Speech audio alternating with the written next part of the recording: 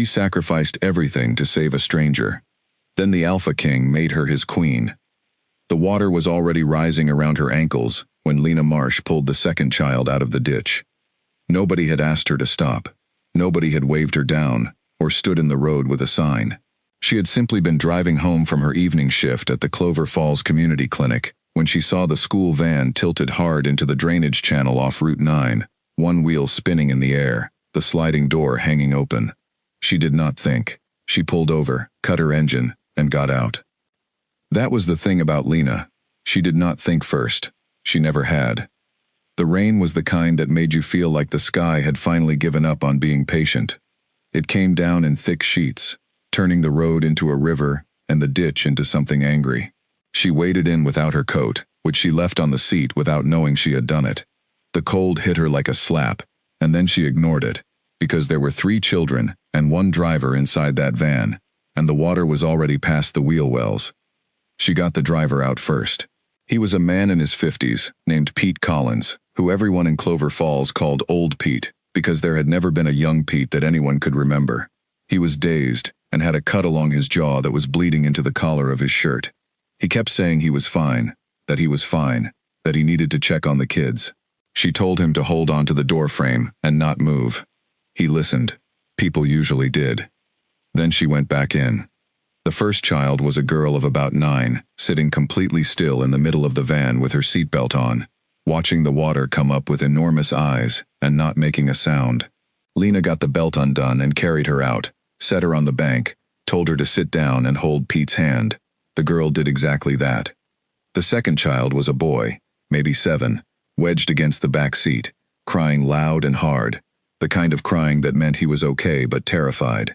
She reached him in water that was now at her waist, and the cold was serious now, the kind that made your hands slow and clumsy. She got him under the arms and pulled, and they went sideways and she almost dropped him, but she did not drop him, and she got him out. The third was a little girl, 4 years old, with a red coat and braids coming loose, sitting on the back bench with her feet lifted off the floor like she was trying to keep her shoes dry. Lena had maybe 40 seconds before the water made that seat impossible to reach from outside. She went in head first through the back hatch, grabbed the child, and backed out the way she came. She set all 3 of them on the grass bank. She checked the driver again. She pulled her phone from her pocket, which had somehow survived, and called emergency services. Then she sat down in the wet grass, soaking and shaking, and waited with them until the lights came.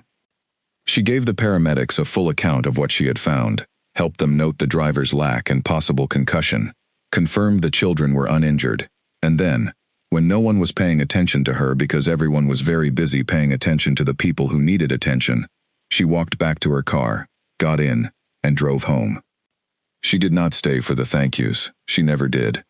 Lena Marsh was 27 years old and had lived in Clover Falls her whole life, except for 4 years of nursing school in the city, which she had returned from as quickly as she politely could, because the city made her feel like a person standing too close to a window with no curtain. Everything was visible. Everything was fast. She preferred the slower kind of life, the kind where you knew the names of the people you were helping, and where the coffee shop owner remembered your order before you reached the counter. She rented a small house on Birch Street, a 2-bedroom that she used as 1 bedroom and 1 room, for the second-hand books she collected with the devotion other people gave to savings accounts. The house had a front porch with a swinging chair she never sat in, because she was always tired by the time she came home, but she liked that it was there. She liked the possibility of it. She worked at the Clover Falls Community Clinic 5 days a week and sometimes 6, covering shifts for colleagues who had children or parents or situations that needed tending. She was the person you called when the roster fell apart. She was the person who would always, without complaint, without asking for anything back, fill the gap. Dr. Harvey Slade, the clinic's senior physician, once said in her presence that Lena Marsh was the glue that held the place together. She had said thank you and refilled the coffee machine and gone back to work. She did not think of herself as remarkable. That was the thing. She thought of herself as useful, which is a very different word, and one that quietly does a different kind of damage over time. The morning after the van rescue, Lena was back at the clinic by 7. She changed her scrubs, tied her hair back, ate half a granola bar standing over the staff room sink, and started her shift. The story about the school van was already moving through town. Two of her colleagues had seen it on the local news feed.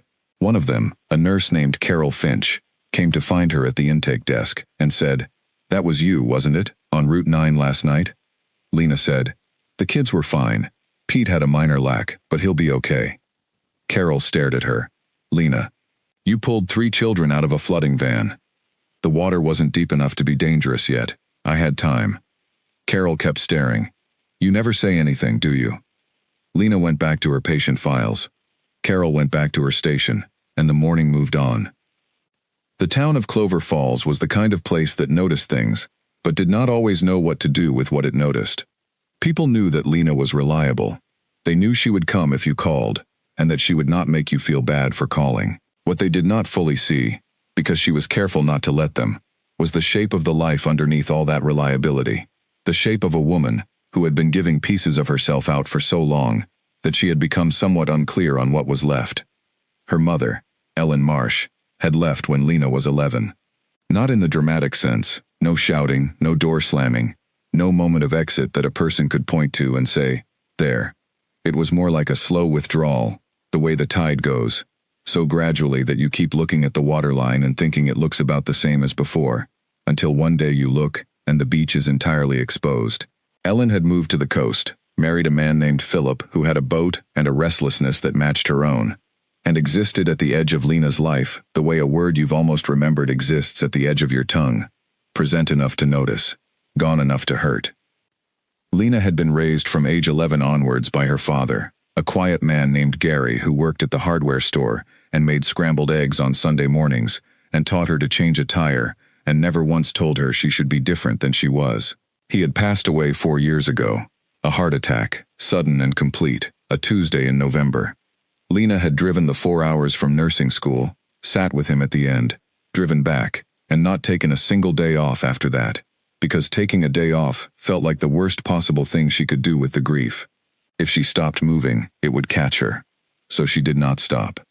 She had friends, or something close to friends, the kind that texted and occasionally showed up and cared, without quite knowing the whole picture. There was a woman named Kate who worked at the post office and made her laugh on a regular basis, and a man named Owen who she had known since primary school, and who was now a teacher, and who still called her on her birthday without fail. She was not lonely in the obvious way. She was lonely in the private way, the way that has nothing to do with how many people are around you, and everything to do with whether any of them know the real map of who you are. On Thursday of that same week, she covered a 6-hour shift for a colleague who had a sick toddler at home. On Friday, she stayed late to help Dr. Slade with paperwork that had backed up. On Saturday, she brought groceries to an elderly patient, a woman named Dorothy Ames, who was 83, and had arthritis that made the supermarket an ordeal. And then she drove Dorothy to her sister's house, because the sister's husband had taken a fall, and everyone was scattered. She did all of this without anyone asking her to. That was the pattern. She watched for needs, the way other people watched for traffic. Constantly, automatically, because stopping felt more dangerous than moving. The Saturday night after Dorothy's errand, Lena sat on her couch with a cup of tea that had gone cold, and a book open on her lap that she had not read a word of in 20 minutes. The house was quiet in the specific way that houses get quiet when you have been filling them with purpose all week, and then the purpose suddenly stops. She looked around at her bookshelves, at the small lamp she had found at a church sale, at the kitchen table with 2 chairs, only one of which she ever used. She was not sad, or she was, but so distantly that she could barely locate it, the way you know a sound is happening somewhere in the house but you cannot find the room it's coming from. She thought about calling Kate. She thought about going to bed early. She thought about the little girl in the red coat with the braids coming loose, and whether she was home now, and warm, and whether someone had fixed her braids before putting her to bed. She fell asleep on the couch. The next morning, Sunday, she woke to her phone ringing. It was Kate, calling to talk about absolutely nothing in particular, which was the best kind of call. Lena made fresh tea and sat at the kitchen table and listened to Kate describe a very long argument she had witnessed at the post office between 2 brothers over a package that had the wrong address. Lena laughed twice. Real laughs, the kind that surprised her. She ate toast standing at the counter and looked out her small kitchen window at the yard, where a robin was doing something industrious in the grass. It was a regular Sunday, the best kind.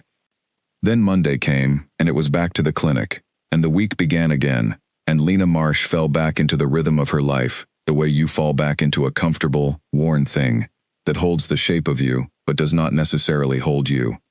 She would have gone on like that. She was good at going on. She had been doing it so long it had become the whole of what she thought she was. But the river was coming. In 3 days it would be the coldest night of the year, and Route 14 would be slick with ice, and a car would leave the road at a bend above the river, and everything, every quiet Tuesday, every covered shift, every piece of herself she had parceled out like there was an infinite supply, every bit of it would collide with something she did not see coming, on a bridge above dark water, in the dark.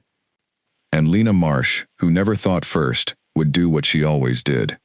She would get out of the car. She had not planned to be on Route 14 that night. Route 14 was not her usual way home.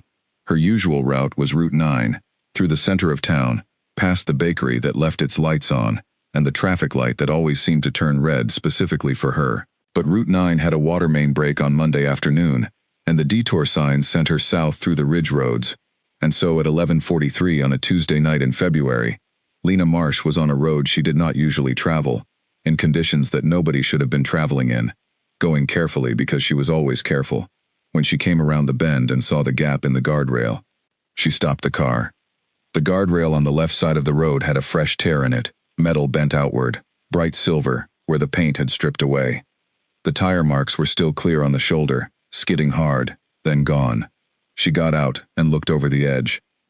The river was 30 feet below, dark and moving fast, swollen with the week's rain, and in it, half submerged, a car, black, one door open, the headlights still on under the water, glowing pale and wrong, like something that did not belong there. She did not think. She went down the bank. It was steep and slick, and she went partly on her feet and partly on her side, and arrived at the water with mud on her coat and her heart hammering. The car was maybe 15 feet out from the bank, caught on something, a rock, a root, something below the surface holding it in place. The current pushed against its side, not for long. She went in. The cold was a shock that took her breath in one full pull. She pushed through it, wading out, the current stronger than she had expected, her feet finding purchase on the riverbed and then losing it and finding it again. She reached the car. The driver's window was open. She grabbed the door frame. Inside was a man. He was large and dark-haired, and his head was tilted back against the seat rest. His eyes were closed. There was a cut on his forehead that was putting blood into the water in thin, spreading threads. He was still, but she could see the rise and fall of his chest, faint and slow. Alive, but not for long if the car moved. She reached in and got her arm under his. She tried the door and it would not open. The frame was bent from the impact. She got her feet against the door, pushed, felt it give slightly, pushed harder, felt it give more. It opened enough. She got both arms under his and pulled. He was heavy, the kind of heavy that reminded her that she was 5'4" and not a large person. She pulled again. He came forward slightly. She shifted her grip and pulled with everything she had, and they came out of the car together and into the current and went sideways, and she got her feet down and found the bottom and did not let go. She dragged him. That was the only word for it. She dragged him through the water to the bank, and then onto the bank, which was not easy, because the bank was mostly mud, and the mud wanted them back. She got him far enough up that his legs were out of the water, and she stopped, and turned him onto his back, and pressed 2 fingers to his neck. Pulse, there, but slow and unsteady. She tilted his head back, cleared his airway, listened. He was breathing, barely. She started compressions. 30. The count kept her steady, and everything else in the world went away. She had done this before, in the clinic, twice, and both times she had felt completely calm, which people always found surprising, but Lena knew that calm was simply what happened when you did not leave room for anything else. On the second cycle of compressions, he coughed, a hard, full cough that brought up water and turned him onto his side, and she helped him stay there while he coughed and breathed, and came back slowly to himself. He opened his eyes. They were dark, so dark they were almost black, and they looked at her with the particular confusion of a person whose brain is reassembling the world, piece by piece. He looked at the sky. He looked at the water. He looked at her. She said, "Don't try to sit up yet. You're okay. You were in the water, but you're out now. He did not say anything. He looked at her like she was a thing he was trying to place, like a word in a language he almost understood. She had left her phone in the car. She climbed back up the bank, slipping twice, got her phone, called emergency services, gave the location. She came back down and sat beside him. He had not moved. She checked the cut on his head, deep but not dangerous. She pressed her sleeve to it because she had nothing else. "What's your name?" she asked. He was quiet for a moment, and then he said, in a voice that sounded like gravel finding its way down a long hill, "Dorian." "Dorian, my name is Lena. You've been in a car accident. An ambulance is coming. Can you tell me if anything hurts?" He considered this. "Everything," he said. "That's normal," she said. "It'll sort itself out." He looked at her again. There was something in the way he looked at her, even then, even with a cut on his head and river water in his lungs, something that was not confusion, and not gratitude, and not quite anything she had a word for. It was more like attention, the way a person looks when they have decided that what is in front of them is worth understanding. She pressed her sleeve against his head and watched the road above for lights. He said, very quietly, "You went into the water." "You were in the water," she said. "Someone had to go in." He was quiet for a while after that. The lights came up on the ridge road, blue and red, and the sound of sirens started distantly and came closer, and Lena stood up and waved so they could see her. The paramedics came down the bank with a stretcher. She gave her account. She answered all their questions. She helped them note his vitals and gave the timeline of the compressions. She stepped back when they were ready to move him. He was already on the stretcher, and he turned his head and looked at her one more time. She looked back. She did not have a smile ready, because she had used all her energy on other things, but she gave him a small nod, the kind that says, "You're okay. You're going to be okay. It's fine now." Then the paramedics moved him up the bank, and Lena stood at the river's edge for a moment in her wet, muddy clothes with the cold moving through her, and she looked at the water, which was moving south, and had no opinion about any of this. She climbed back up to her car. She sat in the driver's seat. She turned the heat on all the way. She sat there for 3 minutes, while the heat filled the car, and her body started to believe it was safe. Then she drove home. She did not know his last name. She did not know that the last name was Karras, or that people said it in certain rooms with a kind of careful respect, or that it appeared in the financial press attached to numbers that most people could not picture. She did not know that his car had left the road because the brake line had been tampered with, and that the people responsible would spend the next 72 hours assuming he was dead at the bottom of the river. She did not know any of that. She knew that a man named Dorian had been in the water and was now out of it. She drove home, stood under a hot shower for a long time, put on dry clothes and went to bed. She was at the clinic at 7 the next morning. She ate half a granola bar. She started her shift. She was Lena Marsh, and this was what she did. And she did not believe she had done anything that required further comment. She was wrong about that. But she would not find out for a while yet. The thing about the cold is that you do not feel it when it matters. Lena Marsh had learned this a long time ago. She had learned it in the first year of nursing school, during a winter rotation in the clinic's emergency intake, when a boy came in with frostbitten fingers and told her they did not hurt at all, not even a little. And she had looked at his hand, and understood that the body will protect you from what it cannot afford for you to feel. It takes the pain, and files it somewhere deep and quiet. Later, when the warming comes, that is when the real thing arrives. She had thought about that a lot in the days after the river. On the surface, she was completely fine. She went to work. She ate her half granola bar. She covered shifts. She was useful in every way she knew how to be, which was thorough and quiet and exhausting. Kate called on Wednesday, and she answered and sounded normal. Owen texted on Thursday, and she replied with the small joke he expected, and he sent back a laughing face, and everything was normal. But at night, alone in the house on Birch Street, she noticed something she could not quite name, a kind of restlessness that was different from her usual tired, a feeling of standing very still inside herself while something nearby moved. She did not think about the man named Dorian very much, or she told herself that. The truth was that she thought about the way he had looked at her from the stretcher, that specific quality of his attention. She had been looked at in many ways over her life, with gratitude, with relief, with the particular exhausted fondness that people feel when you have just rescued them from something. This had been different. It had been more like being read, like he was turning the pages of something and taking his time. She put it away. She was good at putting things away. On Friday, 5 days after the river, she stayed past 7 helping Dr. Harvey Slade with month-end pharmacy reconciliation, which was nobody's favorite job, and which fell to her, because she was the one who stayed. Harvey was a trim, gray-haired man in his 60s, with reading glasses he was always losing, and a habit of talking to himself through complicated problems. He talked to himself through the entire reconciliation, while Lena cross-referenced the spreadsheet and did not mind the running commentary. When they finished, Harvey made 2 cups of tea and sat down across from her in the staff room and said, without preamble, "You look like someone who hasn't slept properly in 4 days." She said, "I'm fine." He said, "I know you are. I'm not asking if you're fine. I'm asking what's keeping you up."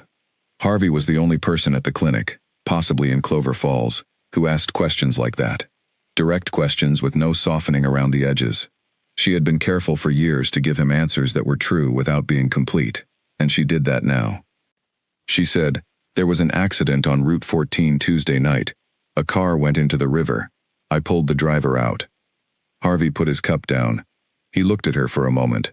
Then he said, "You pulled someone out of the river?" "Yes." "In February?" "Yes." "By yourself?" "The paramedics came after. I just got him to the bank." Harvey picked his cup back up. He drank some tea. He said, "Is he alive?" "He was when they took him," she said. "I don't know his name. I don't know which hospital." Harvey nodded slowly. "And you're thinking about him?" "I'm wondering if he recovered." "That's what you're calling it," he said, not unkindly. She looked at him. He looked back with the mild expression of a man who had seen enough to not be surprised by much. She said, "I'm going home." He said, "Good night, Lena." She drove home through the lit streets of Clover Falls and thought that Harvey was wrong and that she was simply tired, and she believed this very firmly until she turned onto Birch Street and saw the car parked in front of her house. It was a car that did not belong on Birch Street, not because it was large. It was large, dark gray, with the kind of quietness about it that expensive vehicles have, the way they seem to absorb sound rather than make it. It did not belong because Birch Street was a street of 20-year-old Honda Civics and gardening equipment left on the lawn, and this car looked like it had driven in from a different conversation entirely. She parked and sat for a moment. Then she got out. A man was standing on her porch steps. He was tall, somewhere around 40, with a suit that was clearly not off a department store rack, and an expression of professional neutrality that said, "I have been sent here, and I will state my business, and I will wait for however long is required." He said, "Ms. Lena Marsh?" She said, "Yes." He introduced himself as Owen Cole, which she noted was a common name said in an uncommon tone. He said he worked for a man named Dorian Karras, and that Mr. Karras wished to thank her personally for her assistance on the night of the accident. He said Mr. Karras was currently recovering at a private facility and would like very much to speak with her when she was available, and that a car could be arranged for any day she chose. Lena stood on her front walk in the cold and looked at this man for a moment. She said, "He's okay. He's recovered." Owen Cole said, "He's recovering. It's been a difficult week, but his prognosis is good, yes." She said, "Good, I'm glad." She turned and went toward her door. Owen Cole said, "Ms. Marsh."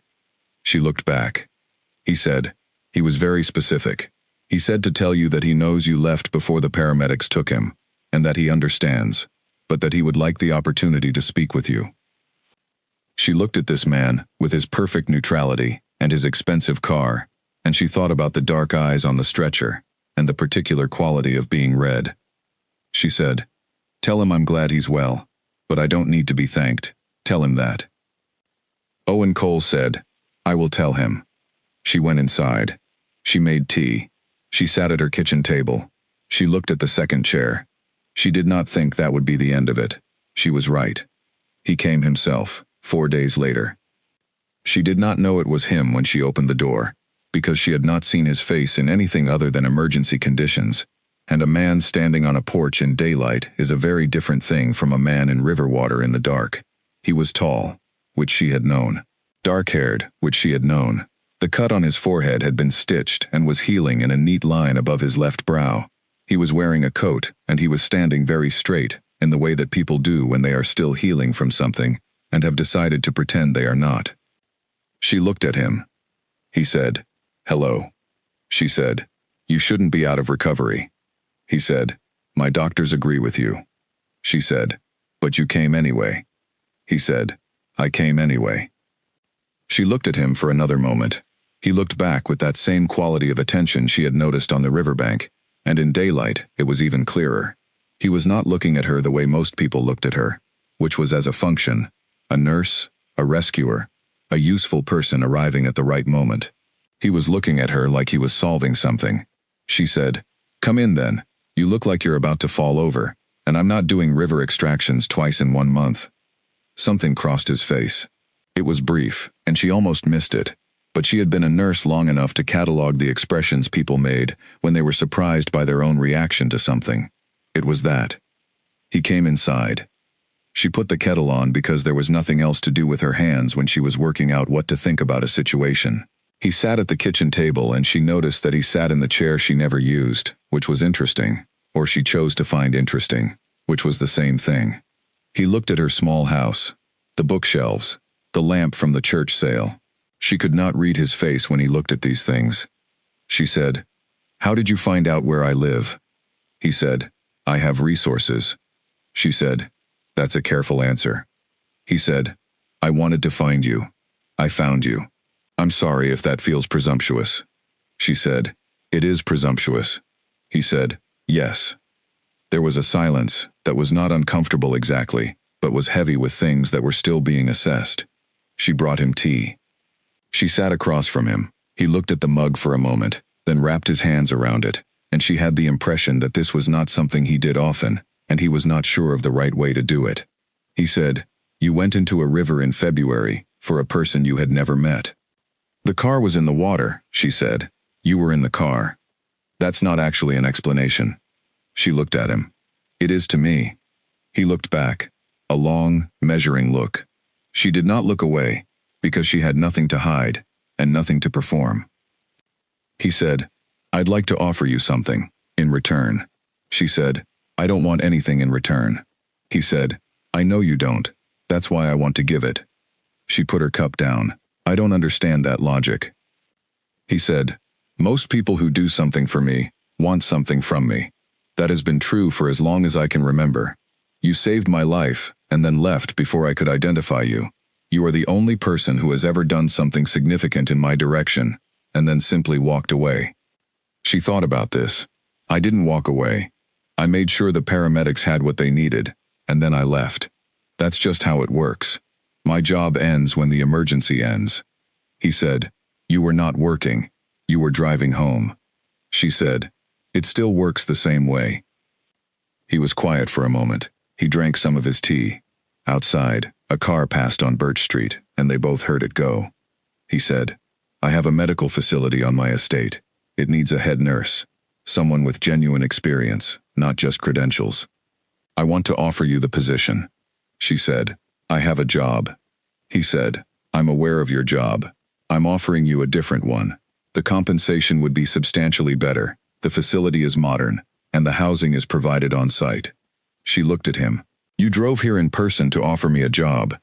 "I drove here to thank you," he said, "and to offer you a job. Both things are true." She was quiet for a moment.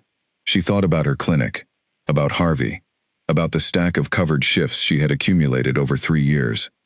She thought about the water main break that had put her on Route 14 at the wrong time, or the right time, depending on how you counted. She said, "No thank you." He nodded, not the nod of someone who accepts defeat, the nod of someone filing information. He finished his tea. He stood up slowly, with the careful movement of a man whose ribs were still remembering the river. He said, "Thank you for the tea." She walked him to the door. He went down her porch steps, into the dark gray car that was, she noticed, not the one from before. Owen Cole was not in this one. He turned at the bottom of the steps and looked at her. She stood in her doorway in her scrubs, still in her work clothes because she had not had time to change before he arrived. He said, "I'll come back tomorrow." She said, "You won't change my answer." He said, "Maybe not." He got in the car. He left. She went inside. She washed both mugs and put them away. She changed out of her scrubs. She sat on the couch with a book and read 4 pages, and then sat with the book closed on her lap and thought about nothing specific, which meant she was thinking about something she was not ready to name yet. She went to bed and slept properly for the first time in a week, which she did not think too hard about. He came back the next day. She answered the door, and he was standing on her porch steps with the same coat and the same straight back and a slightly better color in his face, which told her the ribs were less bad than yesterday. She said, "I told you." He said, "I know. Can I come in anyway?" She looked at him for a moment. She stepped back from the door. He came in. She made tea. He sat in the same chair. She sat across from him. He did not mention the job. He asked her, instead, about the clinic, not in the way that someone asks to fill silence, in the way that someone asks because they want the information, because they are building a picture and this is a piece of it. She told him about the clinic, more than she intended to. She told him about the water main on Route 9, which he listened to with complete attention. She told him about the school van, and old Pete, and the little girl in the red coat, and she noticed when she told that part that something in his face shifted slightly, something that was not quite an expression but was adjacent to one. He said, "Do you always do that?" She said, "Do what?" He said, "Stop." She looked at him. Someone was in trouble.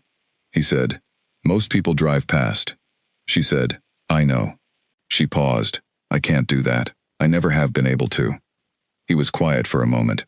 He looked at his hands, then at her. He said, "That must be exhausting." No one had ever said that to her. Not that way. Not like it was a weight rather than a gift. She looked at him and did not say anything for a moment, because she was deciding how much of the truth to give him, and the answer was still not clear. She said, "Sometimes." He said, "The job offer stands." She said, "I'll think about it." It was not a yes, but it was the first time it had not been a no. He finished his tea and stood, and she walked him to the door again, and he went down the steps into his car. He did not turn back this time. He got in and left. She stood in her doorway a moment longer than necessary, looking at the empty street. Then she went inside and started dinner, and thought about the word exhausting, and the fact that he had picked it out of the air like he had been looking for it. She thought about that for a long time. She said yes on a Thursday. She had not planned to say yes on Thursday. She had not planned to say yes at all, or that was the story she had been telling herself for the better part of a week, standing at the sink or driving to the clinic, rehearsing the very firm and very polite decline she was going to give him the next time he appeared on her porch steps. He appeared on her porch steps on Thursday at 6 in the evening. She answered the door in her coat because she had just come home and had not yet taken it off. He said, "You said you'd think about it." She said, "I did think about it." He said, "And?" She stood in her doorway with her coat still on and looked at Dorian Karras, who was standing on her porch steps in the cold February evening, with the patience of someone who has decided where something is going to end up and is simply waiting for the road to arrive there. He looked slightly better than last time. The bruising on his jaw had moved through green and was now mostly yellow. He still stood too straight for a man with healing ribs, but she noticed he had his hand in his coat pocket, which she suspected was taking some of the weight off his right side. She thought about Harvey's face when she had told him, 2 days ago, that she was considering leaving. Harvey had been quiet for longer than she expected. Then he had said, "Is it a good opportunity?" And she had said, "I think so." And he had looked at her with his mild reading expression and said, "Lena, you've been covering other people's gaps for 3 years. It would be all right for you to walk through your own door for once." She had not known what to say to that. She said, "Yes." Dorian was quiet for a moment. A short, particular silence, the kind that comes when something has been established. He said, "Good." She said, "I need 2 weeks to transition out properly. I won't leave Harvey without someone to cover intake." He said, "Of course." She said, "And I want to see the facility before I commit fully. I'm not agreeing to something I haven't assessed." He said, "I would expect that." She said, "And I need the terms in writing. Salary, hours, housing arrangement, duration of contract." He said, "I'll have Owen send them tomorrow." She looked at him. You came here not knowing what I was going to say. He said, I came here believing I knew. She said, that's very confident. He said, it's been called other things. She was surprised into a very small laugh. It came out before she had organized herself to produce it. He did not smile exactly, but something in his face relaxed slightly, as though the laugh was something he had been waiting to confirm. She said, come in, I'll make tea. He said, I can't stay. I have a call at 7. She nodded. He went down the steps.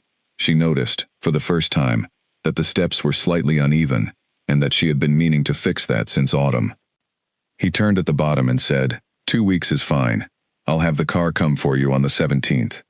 She said, I can drive myself. He said, the estate is 90 minutes from here. She said, I have a car. He looked at her for a moment. There was something in his expression that was close to what happens when a person encounters a rule they did not know existed. He said, all right. He left. She went inside and sat at the kitchen table and looked at the room, which was the same room it had been an hour ago, with the same lamp and the same 2 chairs and the same bookshelves. But it looked slightly different, the way a room looks different when you know you're going to leave it. She was not nervous exactly. She was the thing that comes before nervous, which is a kind of alertness, a sharpening of the senses that happens when a familiar pattern is about to change. She had lived in Clover Falls her whole life. She had gone away for nursing school and come back. She had not, in 27 years, ever moved somewhere she didn't know, for a reason she hadn't quite mapped, for a man whose last name had only recently stopped being anonymous. The next 2 weeks were busy in the way that last things are always busy, which is to say they went faster than she wanted, and slower than she could manage.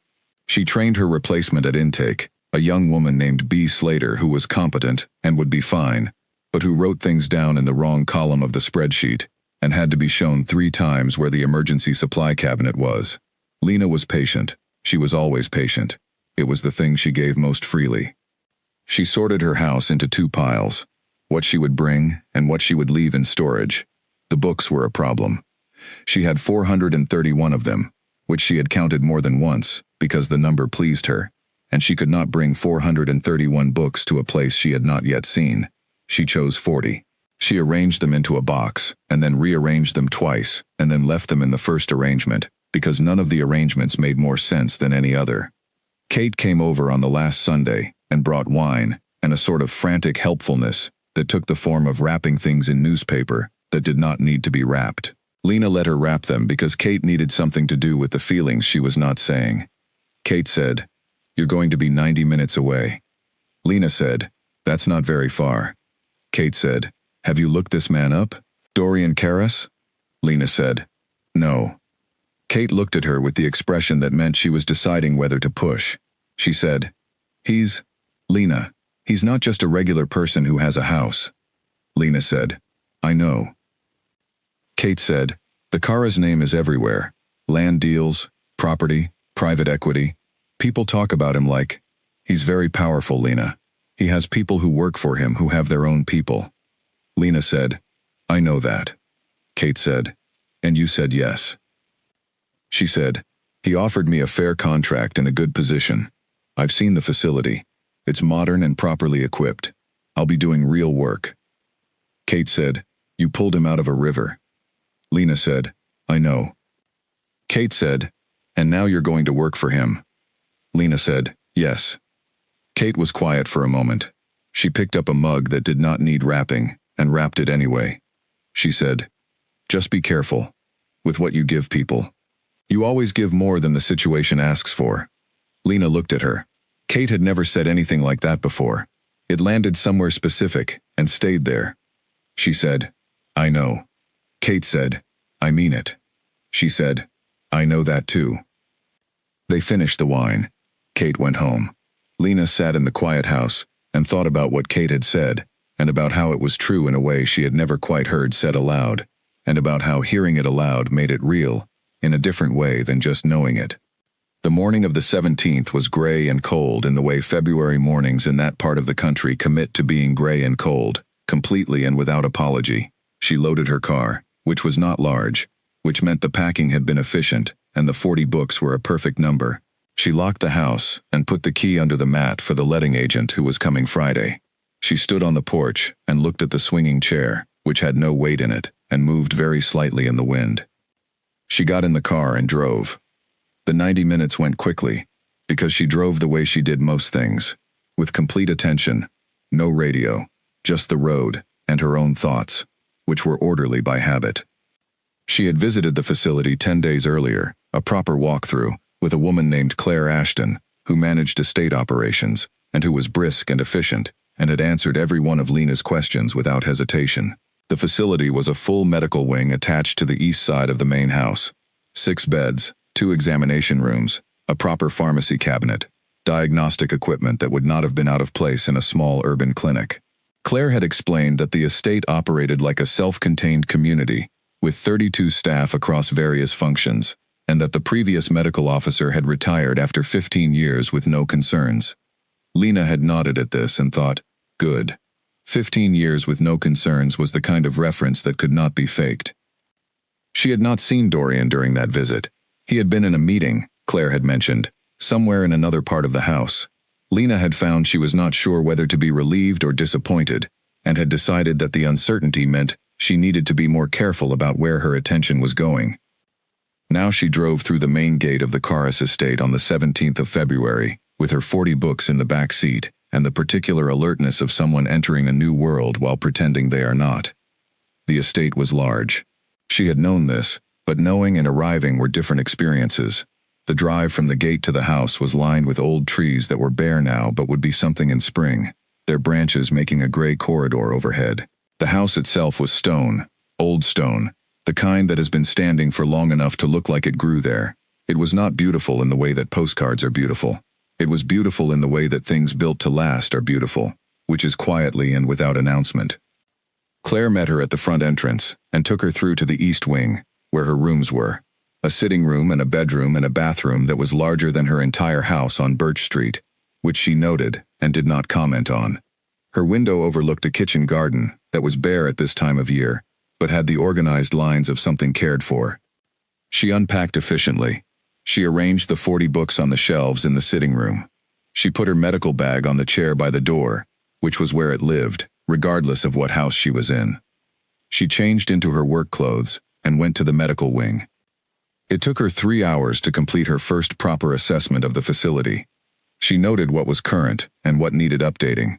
She made a list, which was organized by priority and by budget impact. She looked in every cabinet and every drawer and every diagnostic corner.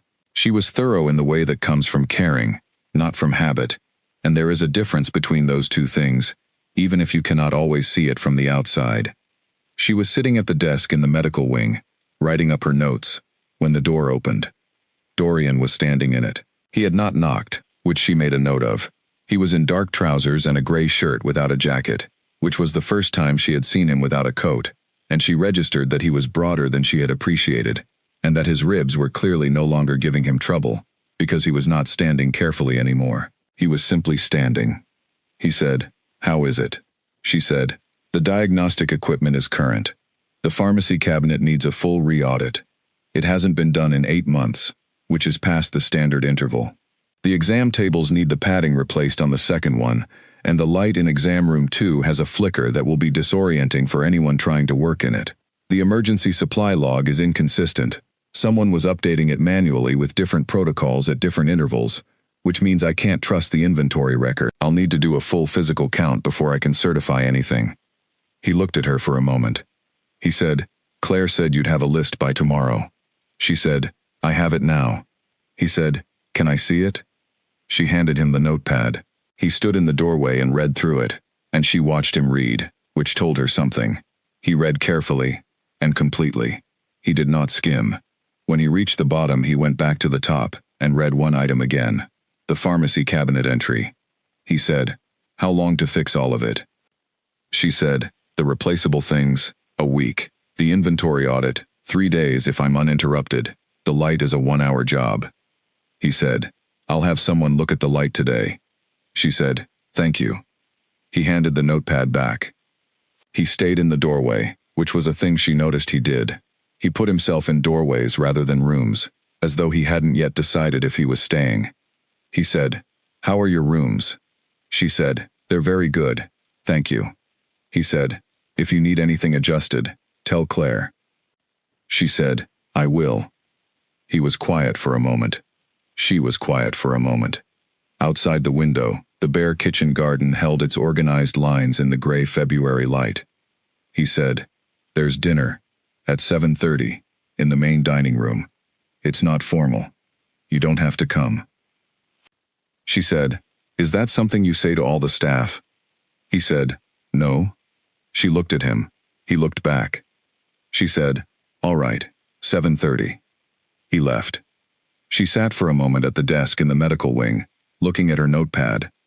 Then she turned to a fresh page and wrote the date and started her official first-day notes, which were thorough and detailed and gave nothing away about anything other than the inventory of the pharmacy cabinet, which she had already decided was a problem she was going to solve by Thursday.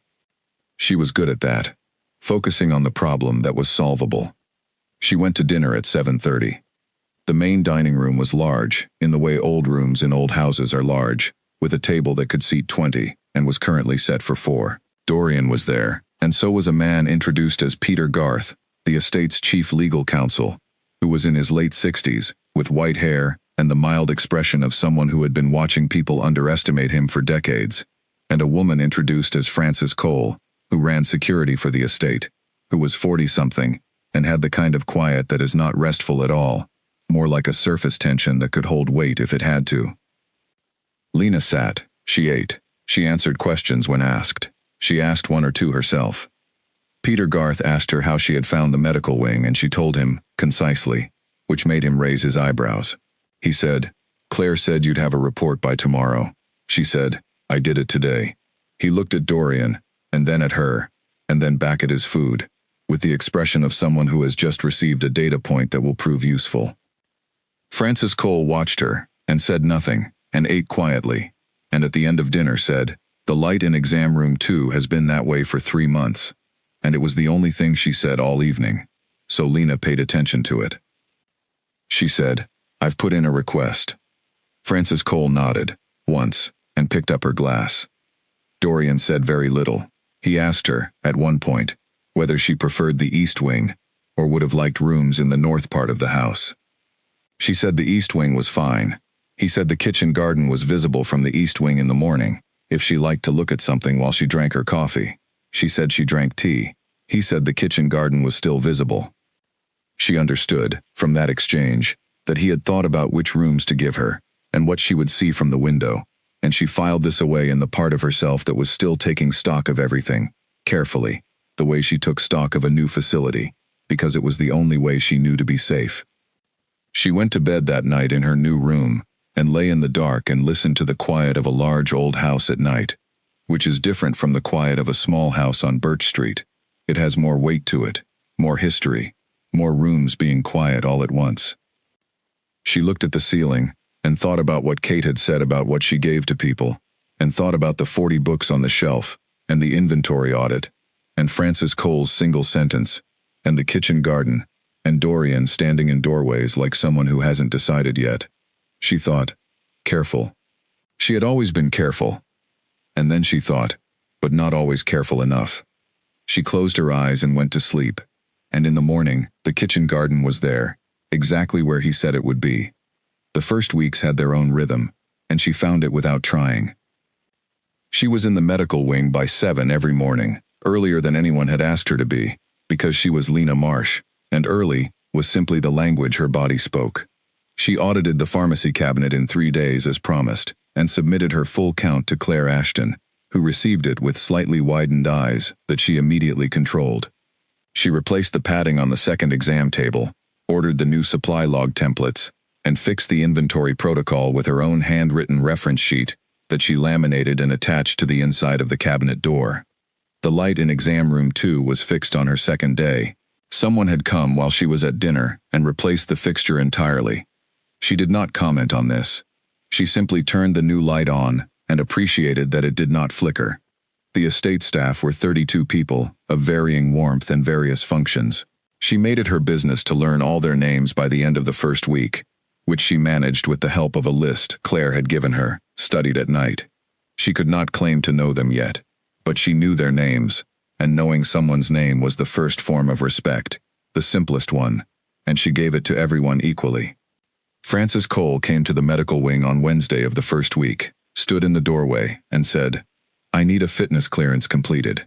Routine, annually." Lena said, "Sit down." Frances sat. She was compact and sharp-looking, with close-cropped hair and watchful eyes that evaluated everything the way a person evaluates rooms they're walking through for the first time. She answered every question Lena asked, with a precision that was almost aggressive, as though she was determined to give the exact right amount of information and nothing more. Lena completed the assessment, recorded everything, and handed Frances her clearance form. Frances looked at it. "That's thorough." Lena said, "It's a standard clinical assessment." Frances said, "The last person used a checklist that took 4 minutes." Lena said, "That sounds like a compliance check, not an actual medical assessment." Frances was quiet for a moment. Then she said, "How long have you been doing this?" Lena said, 9 years, 5 in clinical nursing, 4 in community and emergency care. Frances stood. She picked up her clearance form. She said, "Good to know," and left. Lena did not know what to make of this, and so she made nothing of it, filed the assessment, and moved on to the rest of her morning. Peter Garth came to her the following week for a knee that he had been ignoring since November. He told her this with the specific tone of a man who knows he has been ignoring a problem and is mildly embarrassed about it. She examined it without judgment, which she could tell surprised him. She told him it was early-stage joint inflammation, manageable with a proper regime, and outlined what that regime would be. He listened carefully and wrote things down, which she approved of. He said, as she was finishing, "You're not what I expected." She said, "What did you expect?" He said, "Someone more dazzled." She looked at him. "By what?" He looked at her steadily. "By all of this. The house. The position. Karas himself. People usually are." She said, "I'm here to do a job. Being dazzled isn't part of the job." He smiled then, the first full smile she had seen from him, which changed his face considerably. He said, "That answers several questions I hadn't got around to asking yet." She did not ask which questions. Dorian came to the medical wing on Friday of her first week. He came without announcement, which she was beginning to understand was his way. He appeared in doorways rather than knocking, and this was not rudeness so much as a deeply embedded habit of expecting that doors would be open to him, because they almost always had been. She was updating the supply log when he arrived. She did not stop writing. She said, "Sit down if you need something." He said, "I don't need anything." She looked up. He was in the doorway, not in the room. She said, "Then you're here to check on the facility." He said, "I'm here to check on whether you're settled." She looked at him for a moment. She said, "I'm settled. The pharmacy audit is complete. The supply log is current. I've done 6 routine checks and 1 follow-up for Peter's knee. It's a well-run facility, and it will be better in another 2 weeks." He said, "That's not what I asked." She was quiet for a moment. She said, "I'm settled." He looked at her. She had the impression that he was deciding whether to accept this answer as complete, or whether to ask the other version of the question, the one underneath, the one he had said. He appeared to decide to leave it. He said, "You've met everyone?" She said, "I know all 32 names." He was quiet for a moment. That was fast. She said, "I had a list." He said, "Most people who come here take 3 weeks to learn the faces." She said, "Names first. Faces are already there." He looked at her with that particular attention, and she looked back, and neither of them found anything necessary to add to that exchange, so they did not add anything. He said, "There's a situation I should tell you about. One of the maintenance staff, a man named Bill Hardy, has been managing a health concern on his own for the last several months. He won't present voluntarily. I'm telling you so you know to watch for it." She said, "What kind of concern?" Dorian said, "His color has been wrong for the last 3 months. He gets short of breath climbing the outer staircase. He's 61. She said, "Does he know I'm here now?" He said, "He does." She said, "Have you spoken to him about coming in?" He said, "I tried. He told me he was fine, and changed the subject. She thought for a moment. She said, "I'll think about how to approach it." He said, "I don't want it forced." She said, "I know. I've been doing this for 9 years. I don't force people into things." He looked at her for a moment longer than the conversation required. He said, "I know you don't." And then he was gone again, out of the doorway, and back into the larger house. She sat for a moment and thought about Bill Hardy, and about how Dorian Karras had noticed a maintenance worker's color for 3 months, and remembered it precisely, and brought it to her quietly, and without instruction. And she thought that this was the kind of detail that told you something real about a person, if you were paying attention. She was paying attention. She was always paying attention. She just tried not to let it show. She found Bill Hardy the following Tuesday, doing repairs on the garden wall, which meant she could walk past on the way to the kitchen garden without making it look like anything, which was important. She said good morning. He said good morning. She stood and looked at the wall and said it was good work, and he said it was straightforward. And she stood there for another minute and then said, very naturally, as though it had simply come to her, "I'm doing a routine round of baseline check-ins with everyone on the estate. Mostly just blood pressure and a general conversation. Would Tuesday afternoon work for you?" Bill Hardy looked at her. He was a broad, quiet man, with a sun-weathered face, and the hands of someone who had been working outdoors for 40 years. He said, "Is it required?" She said, "No. It's voluntary. But it helps me understand the general health picture of the estate community." He said, "Community." She said, "That's what it is, isn't it?" He looked at the wall. He said, "Tuesday afternoon." She said, 3 o'clock, if that works. He said, "3's fine." He came at 3 on Tuesday, on the dot, which told her something. He sat where she directed and answered her questions with the same precise economy Frances Cole had shown, and she ran through her baseline assessment and noted what she needed to note. When she pressed gently on his abdomen and watched his face and his breathing, she had her answer. She did not show it. She said, "I'd like to run some blood work. Simple panel. Nothing invasive. I can do it now, if you have another 15 minutes. He said, "What for?" She said, "Your blood pressure is slightly elevated. Probably nothing. But I want a complete picture before I give you any advice." He thought about this. He said, "Is it bad?" She said, "I don't want to guess. That's why I want the numbers." He gave the blood work. She processed it and had results by the next morning, and what she found was not good, but was not yet catastrophic. And the margin between those two things was exactly the reason she had moved quickly. She found Dorian that evening before dinner. He was in the room he used as an office, which was adjacent to the main hall, and the door was open. She knocked on the frame. He looked up. She said, "Bill Hardy came in for the baseline check." He said, "Good." She said, "I've started him on a monitoring plan, and we'll have a follow-up in 2 weeks. I've also made a dietary recommendation that I'll put in writing for him." He said, "Is he in danger?" She said, "If he had left it another year, yes. Now, no. As long as he stays consistent with the plan." Dorian was quiet for a moment. He said, "How did you get him to come in?" She said, "I told him the truth, that I was doing baseline check-ins." He said, "Are you?" She said, "I am now." Something in his face did the thing she had noticed before. The small, quick shift of someone surprised by their own reaction. He looked at her steadily, and she looked back. He said, "I'll make sure everyone knows the check-ins are available." She said, "That would help. People are more likely to come, if it's normal, rather than exceptional." He nodded. She turned to go. He said, "Lena." She stopped.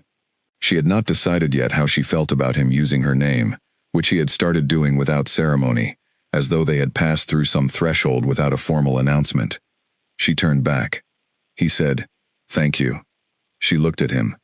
In the warm light of the office, he looked different from the doorways, more present, more like a person who belonged somewhere, rather than someone standing at the edge of one room about to enter another. She said, "It's my job." He said, "It's more than your job." She did not have an answer for that. She left. She walked back through the main hall, and through the east wing, and into her sitting room, and she sat in her chair by the window, which looked out over the kitchen garden, which was dark now, and she sat very still for a while, and thought about something she was not quite ready to examine directly. She thought about Kate, who had said, "Be careful with what you give people." She thought about how giving had never required caution before, because what she gave was professional, and contained, and came with a job description, and a supply log, and a set of protocols that kept everything in its proper place. This felt like it was testing the edges of its proper place, and she was not sure yet whether that was a problem, or whether it was the first time in a long time that something felt like more than a function, and she was not sure those two things were different. She looked at the dark garden and thought, carefully and seriously, about where she was, and what she was doing there, and what she was going to do with the fact that she noticed things about Dorian Karras that she did not expect to notice. Then she got up and made tea and went to bed, and she was at the medical wing by 7 the next morning, because that was who she was, and that was what she did, and as long as she kept moving in that direction, everything else would sort itself out. She hoped. The month of March came in cold and went out slowly. She ran 17 baseline check-ins. She updated the emergency protocol manual, which had not been touched in 4 years. She ordered new splints for the storage cabinet and a diagnostic piece that had been on the needs list for years, and which she obtained by simply including it in her supply requisition, without comment, and Claire signed it without question, which told her something about the estate's resource structure. She had dinner in the main dining room 3 or 4 times a week. Sometimes it was just Dorian and her and Peter and Francis. Sometimes there were visitors, business contacts she was not introduced to in detail, who sat at the long table with the particular carriage of people who were accustomed to large rooms. She ate and listened and said what was required of her, and noticed things. She noticed that Dorian listened more than he spoke, that when he spoke, rooms oriented toward him, the way sunflowers orient toward something, without seeming to decide to, that he asked good questions, and that the quality of his silence was different, depending on what he was thinking, if you paid attention to it. She was paying too much attention to it. She knew this. She did not know what to do with the knowledge except to note it and continue. One evening in late March, coming back from a check-in with one of the kitchen staff who had a persistent cough that turned out to be dust allergy rather than anything serious, she crossed through the main hall and found Dorian standing at the long window at the end of it, looking out at the front drive. He had a glass in his hand that she did not think he was drinking from. He was just standing there, which was different from his usual doorway occupation, and she was not sure if he knew she had come in. She said, "Late night." He turned. He said, "Are you finished for the day?" She said, "Yes." Owen Hayes had a cough. "It's dust, not infection." He said, "Good." She said, "What are you looking at?" He turned back to the window. She came to stand beside him, because the question had implied closeness, and she had not thought it through before she asked it. They stood at the window and looked out at the front drive, which was lit with the low estate lights and was empty. He said, "I was trying to remember the last time something surprised me." She looked at the window, and, he said, "It was the river." She was quiet. She thought about what to say, and found that most of the things were either too much or not enough. She said, "Were you often surprised before that?" He said, "Less and less over the years." She said, "What did you expect?" He said, "I expected to be found eventually. I didn't expect to be pulled out." She said, "That's what happens when you're in water." He looked at her. "That's also not what I mean." She knew it wasn't what he meant. She looked at the drive and thought about surprise and about the careful way she had been moving through the last month, and about how standing at a window in the dark with him was testing the edges of things she had decided to keep inside their proper place. She said, "I should go to bed." He said, "Good night, Lena." She went.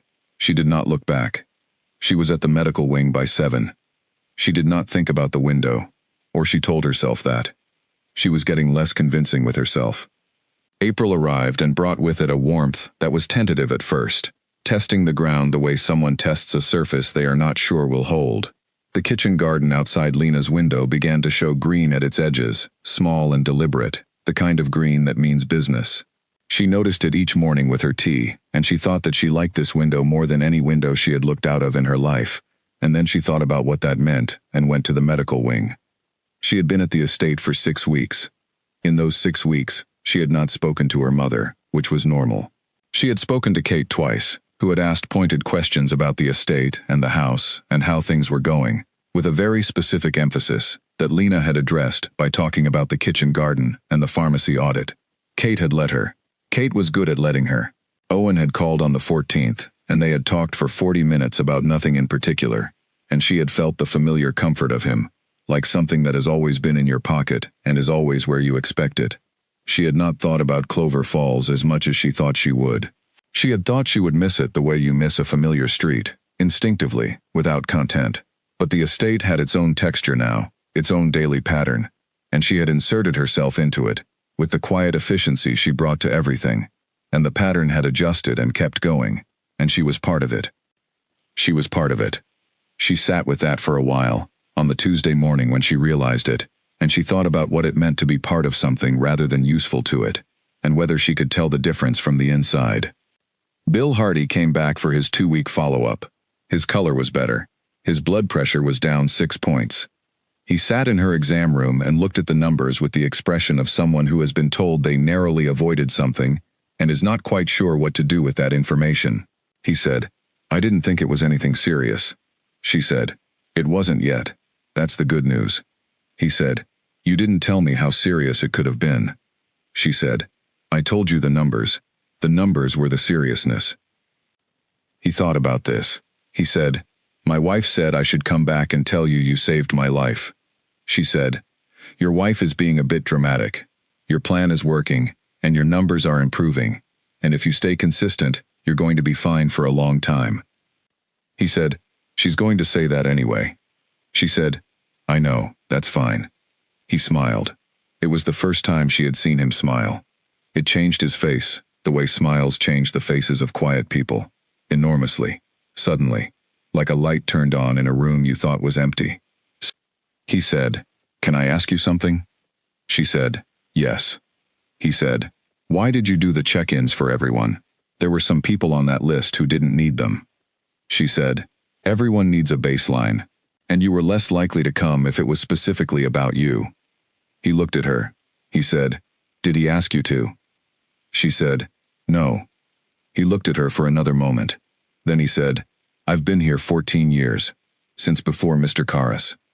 He bought the estate when the previous owners sold in 2013. We stayed on, most of us. I've seen a lot of people come through." He paused. "Most of them come to take something. They come for the salary or the security or the position, and they take what they need and go." She was quiet. He said, "You're the first person I've seen come, because of what they can give." She said, "That's my job." He said, "I know that's what you'll say." He stood up, nodded at her, and left. She sat for a moment with the file in her hands and thought about what he had said, and then she put the file in order and moved to the next thing, because that was how she managed things, by moving through them, one at a time, at a pace that looked like calm and was close to it. Dorian had visitors that week. 3 of them arrived together on Wednesday, in a car that had the same quiet, expensive quality as all the cars at the estate. She saw them crossing the courtyard from her window, 2 men and a woman, all in suits, all with the contained expression of people carrying important business and being careful not to look like it. She did not know who they were. She did not ask. She saw Dorian briefly that evening, passing through the main hall. He looked focused in a way she had not seen before, a different quality to it than his usual measured attention, tighter. She noted it the way she noted changes in a patient's presentation, without alarm, but carefully. At dinner, which was just the 2 of them because Peter and Francis were occupied, he said very little. He answered her questions about how the kitchen garden worked in autumn, which she had asked, because she was genuinely curious, and because she had learned that specific questions were better than general ones with him. He told her about the kitchen garden in autumn in some detail, and she saw the tightness in his face loosen slightly as he talked about it, and she thought about that. She said, "Hard week?" He said, "Complicated." She said, "Do you want to talk about it?" He said, "No." She said, "All right." He looked at her. "That's it?"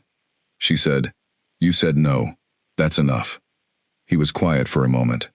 He looked at his plate and then at her. He said, "Most people push." She said, "I know.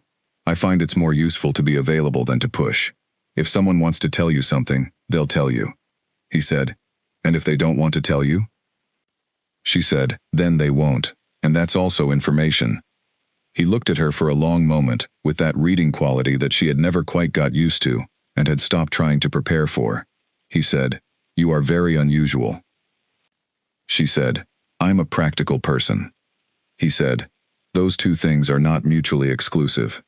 She said, no, I suppose they're not. They finished dinner. He went to his office. She went to her rooms and read for an hour, and thought about the week, and about what it meant that she was reading his moods, the way she read patient presentations, and whether there was a meaningful distinction between being a perceptive professional and a person who was simply paying more attention than was strictly required. She thought about Kate again, about what you give people. She was careful. She had always been careful. The visitors stayed through Friday. On Friday evening, just before dinner, Frances Cole appeared in the doorway of the medical wing with a face that Lena had not seen on her before. Frances's face was usually its own kind of wall, smooth, professional, measuring. Now there was something under the surface of it, something that was pressing against the professional layer without quite breaking through. She said, I need to speak with you. Not professionally. Lena said, sit down. Frances sat. She was quiet for a moment, which on Frances was different from the usual silence, because it was not controlled, it was effortful. She said, there are people in this house this week who I don't like. Lena said, the visitors. Frances said, yes. Lena said, can you tell me why?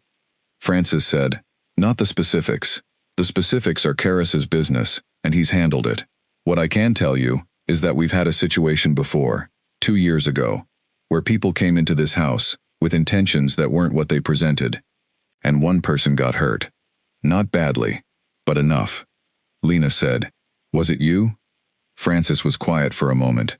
She said, one of my people. Lena said, what do you need from me? Frances said, nothing medical. I just needed to tell someone who wasn't in the middle of it, someone whose job is to watch carefully, and who doesn't have a stake in the business.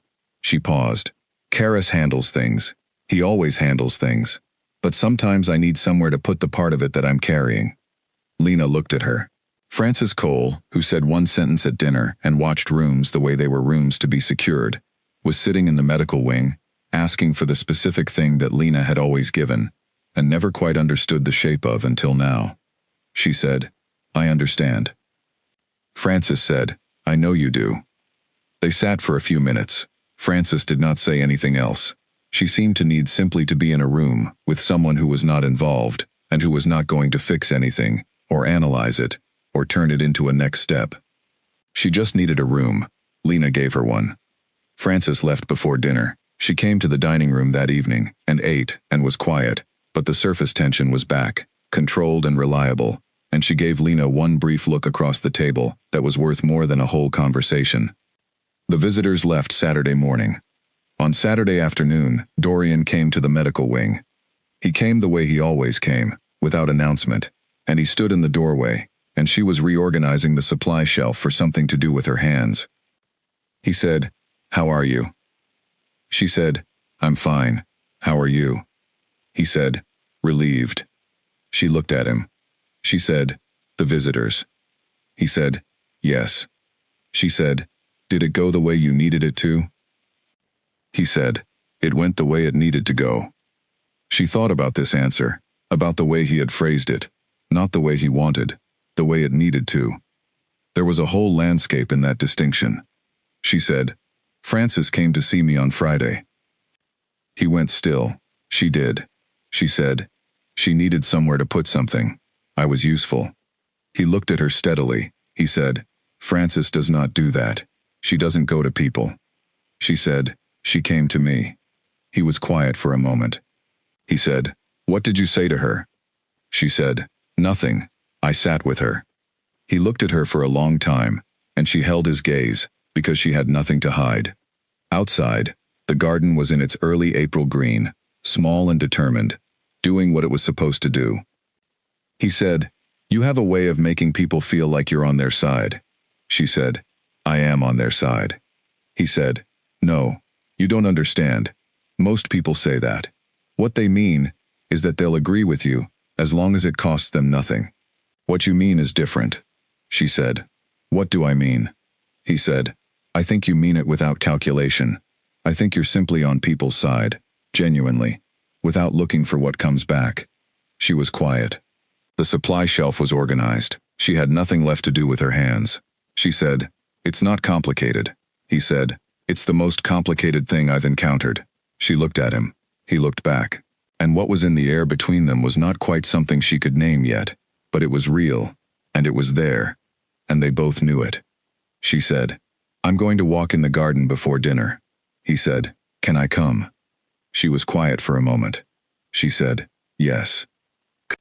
They walked in the kitchen garden in the late afternoon of the first proper warm day of spring, and the green was all around them, deliberate and alive, and she told him the names of the plants she recognized, and he told her the names of the ones she didn't, and they talked about nothing of consequence, which was the most consequential conversation she had yet had at the estate. He walked slightly to her left, and kept a proper distance, and she was aware of the distance, and he was aware of her being aware of it, and neither of them remarked on it. She thought, this is new ground. She stepped onto it carefully, the way you test a surface you are not sure will hold. It held.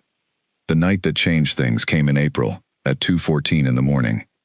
She knew the time precisely because the first thing she did when the knock came at her door was look at the clock on the nightstand, which was a clinical habit, the same one that made her check the time at the start of every emergency, because time was the first data point, and everything else was built on top of it. She was already sitting up. She slept lightly, the way nurses sleep, not half awake but ready, which is different. A light sleep that knows the difference between the house settling and a person in the hall. She opened her door. One of the younger estate workers was there, a man named Danny Holt, 23, who maintained the outer grounds. His face was white, and his hands were shaking, and he was saying something that she had to ask him to repeat because it was too fast and tangled. He said, It's Mr. Cole. He went down in the courtyard. Peter saw it from the window. He went down, and he won't get up. She was already moving. She had her kit with her.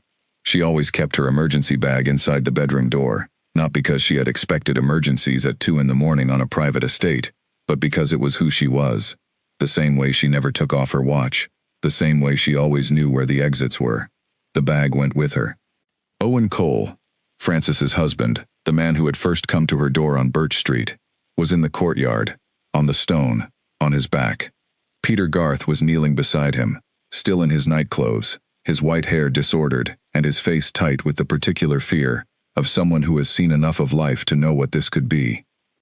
She went down beside Owen Cole and put her 2 fingers to his neck and felt the pulse, which was there but badly irregular, skipping and stuttering like a car engine losing its timing. His face was gray and damp. His breathing was shallow and fast. She said, Owen, it's Lena.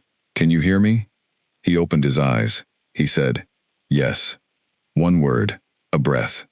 She said, You're going to be all right. I'm right here. She said to Danny, who had followed her, Call the emergency line.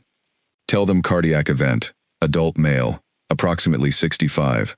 Give the estate address. Stay on with them. Do not hang up. Danny said, Yes, and his hands had stopped shaking. It helped people to have a specific task.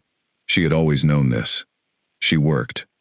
She moved through her assessment with the same complete calm that people always found surprising and that she had stopped explaining, because calm was simply the most useful thing she could bring to a room, and she brought it the same way she brought her kit, because both were necessary tools. Peter Garth stayed on his knees on the cold stone of the courtyard and held Owen's hand and said quiet things that Lena could not hear and that she had no need to hear. That was Peter's work in this moment, and he was doing it well. Dorian was there in 4 minutes. She knew it was him before she looked up because of the quality of the footsteps. Not running, but fast and controlled. The footsteps of someone who has learned that running into an emergency rarely helps the emergency. He arrived beside her and crouched down and looked at Owen, and then looked at her. She said, Probable cardiac event. He's stable for now, but he needs a hospital in the next 20 minutes. The ambulance is on its way. I need you to not touch him and to keep this area clear. He said, What do you need? She said, Space. And someone who can guide the ambulance through the gate immediately when it arrives. They shouldn't have to wait for codes. He looked at Danny. Danny said, "I'll go to the gate now," and went. Dorian stayed. He stayed exactly where she had asked him to stay, which was to the side, out of the working space, present. He watched her work, and he was perfectly quiet, which she registered as exactly the right thing, because someone talking at the wrong moment would have been a distraction, and he seemed to know that without being told. Owen Cole's breathing evened slightly.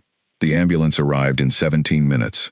She briefed the paramedics on the timeline and her observations, and transferred care with the precision of someone who has handed off patients many times and knows that the handoff is as important as everything before it.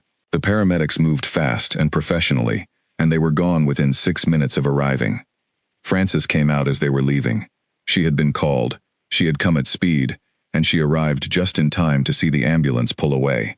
Her face was, for the first time since Lena had known her, completely unguarded. All the surface tension was gone. She was simply a person watching a vehicle take her husband away from her, and her face showed every part of that. Lena went to her. She said, his pulse was irregular, but present and strengthening. He was conscious and responding. "He is in good hands," Frances said. "The hospital." Lena said, "St. Agnes, 40 minutes. I'll drive you there right now." Frances said, "You don't." Lena said, "I know. I want to." Frances looked at her. Something passed between them that had nothing to do with words. She said, "All right." Dorian said from behind them, "Take my car. It's faster." Lena looked at him. He held the keys out. She took them without discussion. She drove Frances to the hospital in the large dark car at 2:40 in the morning, and Frances sat in the passenger seat and was silent in the way of someone using every resource they have simply to remain upright. Lena did not fill the silence. She drove. At the hospital, she waited with Frances through the first critical hour, and then the second, while the doctors worked. She sat in the pale-lit waiting area, with its plastic chairs and the particular hum of a hospital at night, which she knew well, had always known, and she sat beside Frances and was simply there. A doctor came out at 4:30. The news was serious, but survivable. Owen Cole had suffered a significant cardiac event and would need surgery, but he was stable, and the prognosis was cautiously good. Frances listened to the doctor's full report with the concentrated focus of someone memorizing every word, and then she thanked him, and when he left, she sat back in the chair and put her hands over her face. Lena sat with her. She did not say it was all right. She did not say everything would be fine. She said nothing, because Frances was not a person who needed anything said. She was a person who needed somewhere to be. After a few minutes, Frances lowered her hands. She looked at the white ceiling of the waiting room. She said, 14 years. Lena said, "I know." Frances said, "We don't have children." Lena said, "I know." Frances said, "He's the only one." Lena said, "He's going to be okay." It was the first thing she had said, and she said it because she believed it, not because it was the kind thing. She had seen the numbers, and she trusted them. Frances looked at her.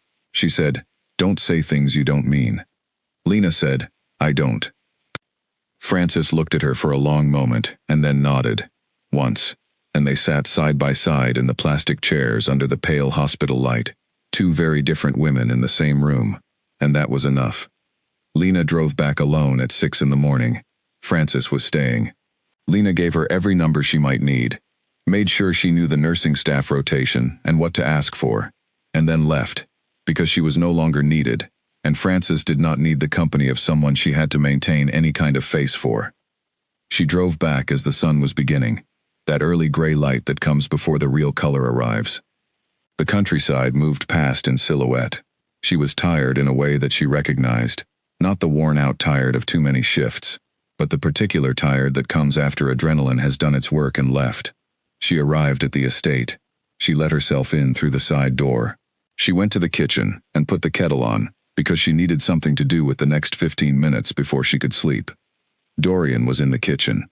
He was at the table with a cup of coffee, already dressed, in the clothes of someone who had not gone back to bed. He looked up when she came in. He said, "How is he?"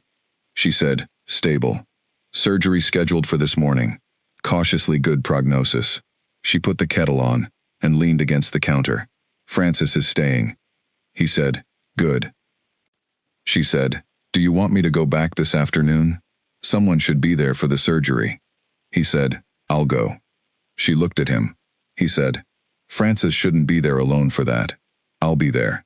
She thought about this. She thought about a man who owned this much, who had this many people and this much weight attached to his name, who was going to sit in a hospital waiting room for a surgery on a man who managed his security. She said, he's been with you for a long time? Dorian said, 12 years. He and Francis both. She said, they're not just employees. He said, no. He looked at his coffee. No, they're not. She stood at the counter while the kettle heated and looked at him and thought about the river again, the way she always came back to the river. She had gone in for a stranger. He had turned out to be a man who noticed his maintenance workers' color for 3 months and went to hospital waiting rooms and stood in doorways because he hadn't decided yet if he was allowed in the room. She poured her tea. She sat at the table across from him. They sat in the kitchen at 6 in the morning, and she drank her tea, and he drank his coffee, and neither of them said anything for a while, and the quiet was not empty. He said, eventually, you didn't have to drive her. She said, I know. He said, you were up at 2 in the morning, after an emergency, and you drove a woman you've known for 6 weeks to a hospital an hour away, and sat with her for 3 hours. She said, she needed someone there. He said, that's what I mean. She looked at him across the table. The light coming through the kitchen window was the pale first light, the one that is not quite morning yet, but is deciding to be. She said, I know what you mean. He said, I don't know what to do with you. She said, you don't have to do anything with me. I'm not a problem to be solved. He said, I know that. That's not what I meant. He paused. He looked at the window. He said, I meant that I don't know what to do with someone who simply is what you are, without asking for anything for it. She said, most people are like this. You've just been surrounded by a specific type of person for a long time. He looked at her. He said, I don't think that's true. She said, it might be true more than you realize.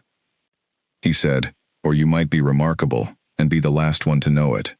She looked at her tea. The steam came up in a slow curl and dissolved. She said, I should sleep. He said, you should. She stood. She looked at him for a moment, this man at his kitchen table at 6 in the morning with his coffee and his honesty, and his 12-year relationships with people who were not just employees.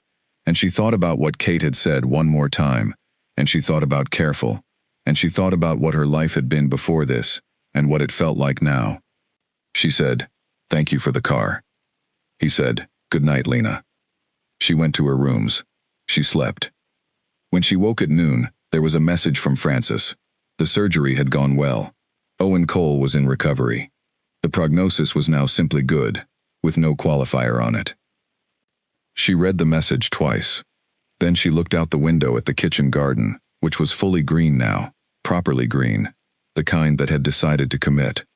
She went to the medical wing and updated the estate health log and started the afternoon. She was exactly who she was. She had not done anything different from what she always did. But something was different. She knew it. She had known it since the kitchen at 6 in the morning, and the pale first light, and the quiet that was not empty. She worked through the afternoon with complete attention and very orderly thoughts, and she put the different thing in the back of the part of herself that filed things for later, and she told herself she would look at it when she was ready. She was not sure she was ready. But she thought she might be getting there. The call came on a Wednesday in early May, 3 months after she had arrived at the estate, at 11 in the morning, while she was cataloging the updated diagnostic results from the spring check-in round. She looked at the screen, and the number was not one she recognized, but the area code was Clover Falls, and she answered. Lena. The voice was familiar in the way that something you have kept at a careful distance is familiar, known in the bones, slightly wrong in the air. It's your mother. She had not spoken to Ellen Marsh in 14 months. The last call had been on Lena's birthday. Brief and slightly misaligned. 2 people saying the right things in the wrong register, and then it had been over, and they had both gone back to their separate distances. She said, hello. Her mother said, I've been trying to reach you at the clinic. They said you'd left. She said, I took a new position. Her mother said, "Where?" She said, "A private estate, medical facility." There was a pause. Her mother said, "A private estate. That sounds like a significant change." She said, "It is." Her mother said, "I'd like to see you." Lena was quiet for a moment. She looked at the supply shelf in front of her, at the orderly row of marked containers. She thought about the last 14 months. She thought about the 14 months before that. She said, "Why?" Her mother said, "Because I'm getting older, and so are you, and I've been thinking about the distance between us." Lena said, "The distance has been there for a long time, Mum." Her mother said, "I know, that's what I've been thinking about." It was the most direct thing her mother had ever said to her on this subject. Lena registered this with a wariness that was not unkind but was very thorough. She said, "I'd need to arrange time. I can't leave the facility without coverage." Her mother said, "I could come to you." There was a pause that lasted several seconds.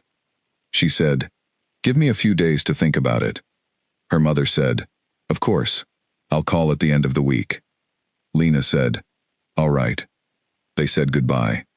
She sat for a moment at her desk and looked at the diagnostic results and thought about her mother, who she had not seen in nearly 3 years, who lived on the coast with Philip and his boat and his restlessness, who had left when Lena was 11 and then come back only part way, and stayed only part way, and then not come back at all, and about the things that had been filed away in the part of herself she rarely opened. She filed this conversation there too, for now. She finished the diagnostic round and went to dinner. Dinner that week was a large gathering, which happened sometimes when Dorian had business contacts visiting. There were 8 people at the long table, and Lena sat where Claire directed her, which was near the middle, and she ate and listened and spoke when addressed, and was the version of herself she always was in rooms full of unfamiliar people, attentive, contained, present without being prominent. A man named Gerald Cross was seated 2 people to her right. He was somewhere in his 50s, with the kind of face that is immediately likable, and then slightly less so as the evening goes on, the kind that has been performing confidence for so long that confidence has become the performance. He was in some kind of investment business, which she understood from the conversation around her, and he and Dorian had history in some project that had concluded, and they were celebrating the conclusion. He spoke to her at one point during the main course, turning to her with the casual ease of someone who talks to everyone without necessarily seeing them. He asked what she did. She said she was the medical officer for the estate. He said, "Oh, the doctor." And she said, "I'm a nurse, actually." And he said, "Isn't that something, a nurse," in the tone of someone who has given something a score. She ate her dinner. Later, near the end of the evening, she noticed Gerald Cross talking to Dorian and watching her. Not in any specific way. Just the way some people watch things they have categorized and are now reassessing. She did not think much of it. Her mother called on Friday as promised. Lena had arranged 2 days of leave for the following week, and had coverage confirmed from a medical service she had identified in the nearest town. She told her mother she could come on Tuesday. Her mother arrived on Tuesday. Ellen Marsh was 61, and looked like a woman who had spent 20 years near the sea, which she had. She was lean, and lightly tanned, and had the same gray-blue eyes as Lena, which Lena had always found slightly disconcerting, like looking at a version of yourself that made different choices. She drove a car that was careful and practical, which Lena found she had not expected, and she arrived at the estate gate at 10:30, with a single overnight bag, and an expression that was doing its best to be normal. Lena met her at the main entrance. They looked at each other for a moment, the way they always did, at the start of a visit, both taking stock, both cautious, in ways they had each developed separately over 16 years of careful distance. Her mother looked at the house. She said, "This is where you're working." Lena said, "Yes." Her mother said, "It's quite something." Lena said, "Come in." She had arranged rooms for her mother in the guest wing. Claire had been helpful without asking any questions, which was another reason Lena liked Claire. She gave her mother time to settle, and made tea in her own sitting room, and her mother came in and sat across from her, and looked at the 40 books on the shelf, and the lamp from the church sale, and the organized desk, and said, "You've made it yours." Lena said, "It's been 3 months." Her mother said, "You always did that, wherever you were, the dorm at nursing school, your father's house. You made things yours." quickly. She said, "It helps to have a place that feels like yours." Her mother looked at her. She said, "I'm sorry I didn't give you more of that when you were young." Lena was quiet. It was a big sentence. It was the biggest sentence her mother had ever said to her, and it landed somewhere specific and stayed there with weight. She said, "Why now?" Her mother said, "Because Philip and I lost a friend last autumn. He had a heart condition no one knew about. He was here, and then he wasn't, and it made me think about the things I'd been planning to say eventually." She looked at her tea. "Eventually is a bad plan." Lena said, "Yes, it is." They were quiet. The room held them. Outside, the kitchen garden was fully in its spring, bright green and productive, and the sound of the estate going about its morning reached them faintly through the window. Her mother said, "I heard you're saving people on roadsides. A van in a ditch?" Lena said, "Who told you that?" Her mother said, "Kate. She still has my number from when you were a girl." Lena thought about Kate, and about the fact that Kate had called her mother, which was Kate's way of doing something caring that she could not quite do directly. She said, "The children were fine. Pete had a minor lack." Her mother looked at her steadily. "A man in a river too, I heard." Lena said, "That was different." Her mother said, "Was it?" She said, "The river was more serious." Her mother said, "But you didn't call me." She said, "I don't call you when something happens, Mum. I never have." Her mother was quiet for a long moment. She said, "That's on me." Lena said, "Yes." It was not cruel. It was simply true, said in the way Lena said true things, plainly and without decoration. Her mother received it the same way, which surprised her. She had expected something defensive, some retreat into explanation. Instead, her mother nodded and looked at her hands and said, "Yes, I know." They had lunch in Lena's sitting room. Then they walked in the kitchen garden because Lena had wanted to show her mother something green and alive, and the kitchen garden was both those things. Her mother knew the names of plants. Lena had not known that. She had not known very many things about her mother that she had just learned in 2 hours, which was a complicated thing to hold. At dinner, her mother sat at the long table in the main dining room with Dorian and Peter and Francis, who had come back from the hospital 2 weeks ago and was returning to full duties slowly and on Lena's schedule. The conversation was polite and easy, the kind that surfaces at tables where people are being considerate of each other. But Lena watched her mother across the table, and she watched the way her mother's eyes moved over the room, over the house, and she knew what she was doing. She was calculating, not in a cold way, in the way of a woman who left when the going was hard, and has spent years not asking whether the people she left found something better, and is now looking at the something better, and doing the accounting. After dinner, in the main hall, as Lena was walking her mother to the guest wing, her mother stopped and said, very quietly, "That man looks at you." Lena said, "What?" Her mother said, "Karis.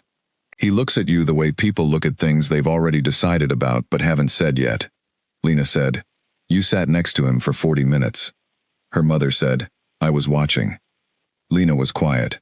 Her mother said, "How do you look at him?" She said, "I don't." Her mother said, "Lena." She said, "I'm careful." Her mother said, "With what?" She said, "With everything." Her mother looked at her for a long moment. She said, "Being careful all the time is also a kind of loss. I say that as someone who was never careful enough and has different losses because of it. But I've watched you for 30 years, from whatever distance I managed, and I know you're kind of careful." Lena said, "Good night, Mum." She walked her to her room and said good night and went back to her own sitting room and sat in the chair by the window and looked at the night garden, which was dark and only suggesting its green now, and thought about what her mother had said, which she could not put away the way she put other things away, because it had come from someone who knew her, which made it stick differently. Her mother left the next morning. They stood at the main entrance the way they had stood when she arrived, both of them doing their best to be normal, and her mother held her for a moment that was longer than their usual hugs, and Lena held her back, and neither of them said the large things, but the large things were present in the holding. Her mother said, "I'll call more." Lena said, "All right." Her mother got in her careful, practical car and drove away, and Lena stood at the entrance until the car was gone, and then she went back to the medical wing.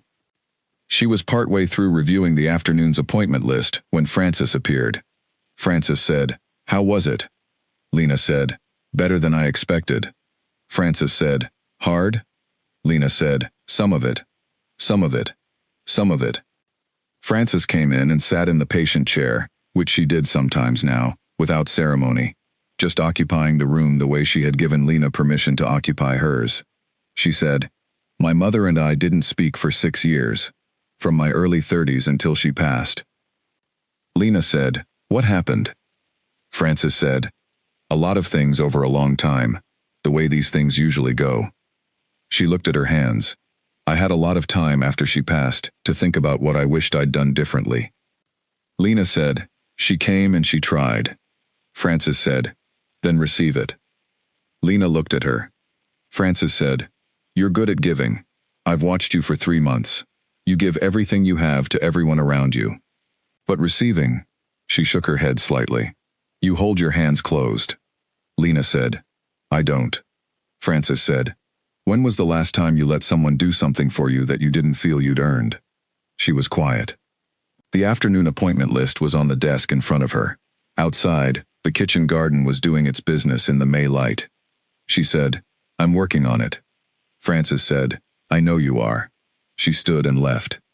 Lena sat with the appointment list and the afternoon, and the thought that the two people who knew her least had said the same thing to her in 24 hours, which was the kind of coincidence that stops being a coincidence when it happens twice. She had always given. She had given in every direction, every day, without counting the cost, because counting the cost would have made her stop and she had not known how to stop. She was beginning to understand that receiving was not the opposite of giving, it was the completion of it, the closed loop, the thing that made the giving sustainable and real. She had spent 27 years with her hands open for everyone, and closed for herself. She was beginning, tentatively and carefully, to understand that this was not a virtue. It was the thing underneath the virtue. And it was time, perhaps, to look at it. She went back to the appointment list and the afternoon, which was what she always did, but she went back to it differently. Something was moving in her, slow and quiet, like the first green at the edge of the kitchen garden, small and deliberate. She was letting it.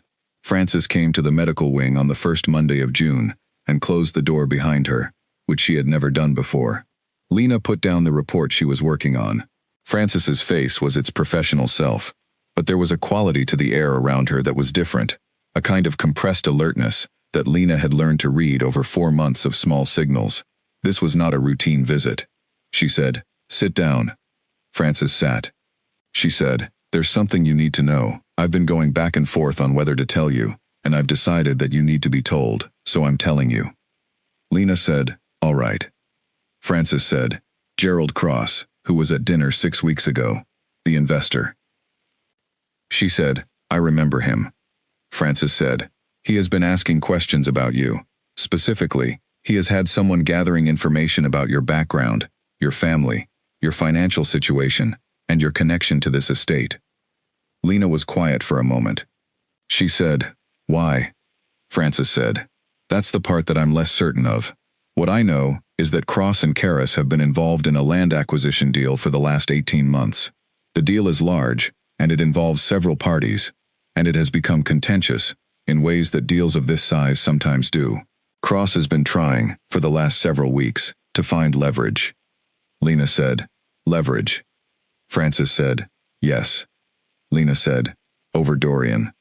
Francis said, "Yes." She sat with this for a moment. She thought about Gerald Cross at the dinner table, the face that was immediately likable and then slightly less so. She thought about the way he had looked at her across the room.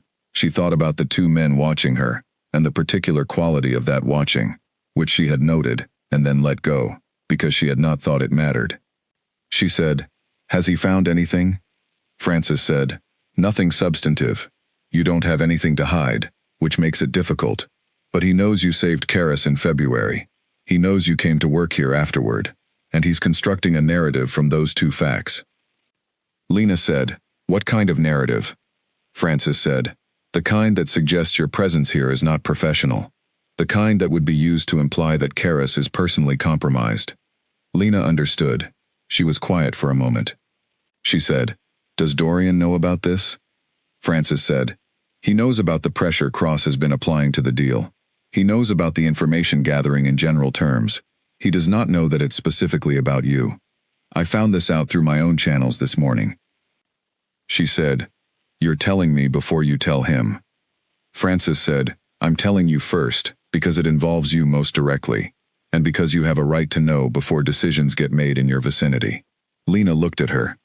Francis returned the look steadily, with the full weight of someone who had decided something, and was delivering on it. She said, Thank you.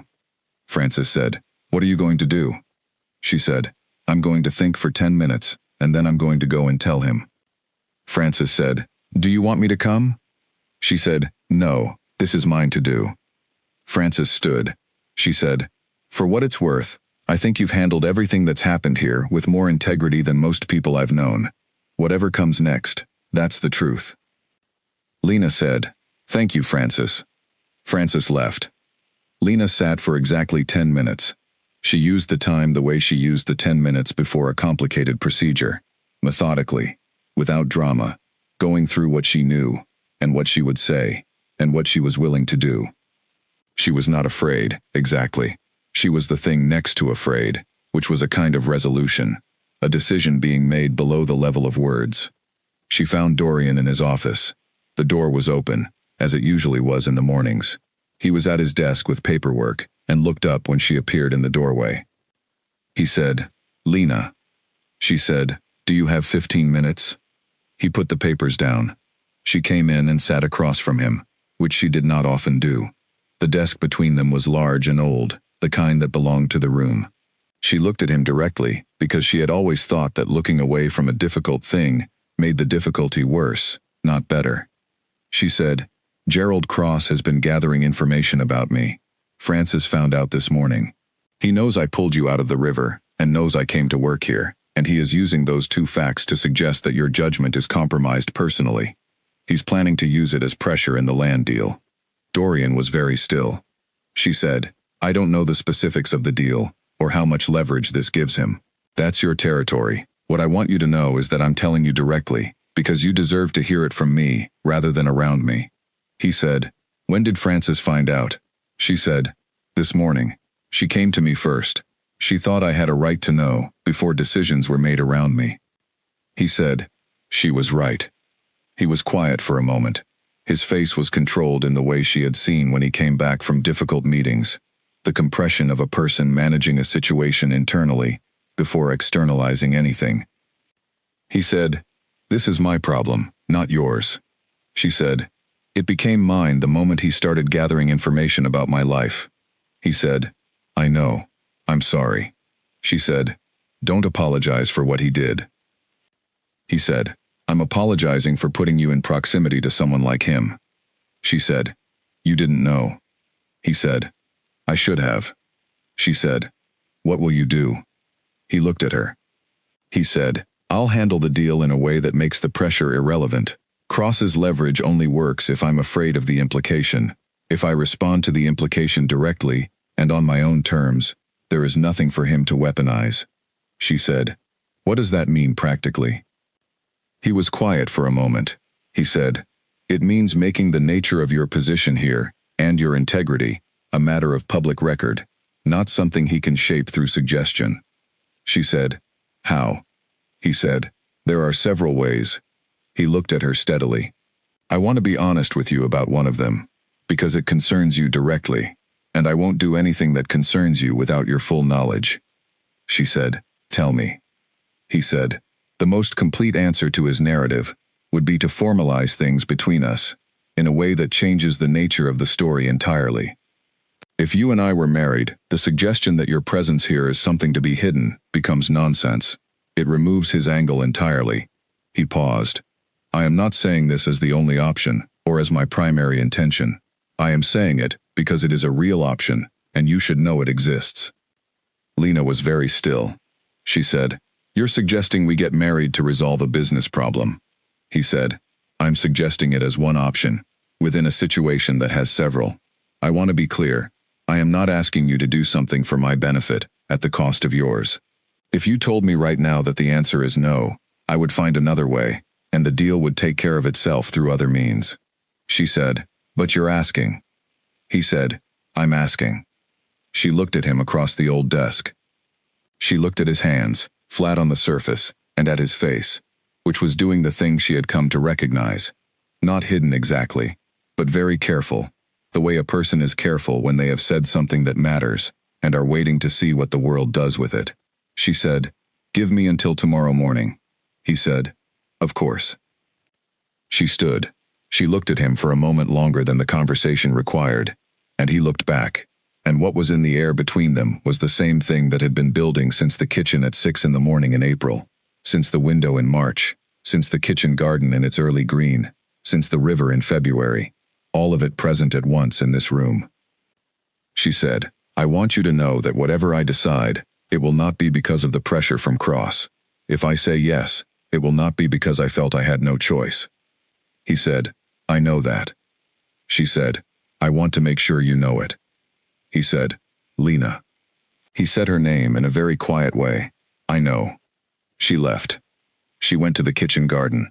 She went there because she needed to be somewhere alive and real, somewhere that was not a room, with walls and furniture, somewhere that was just the May earth, and the growing things, and the light. She walked through the rows of it and thought.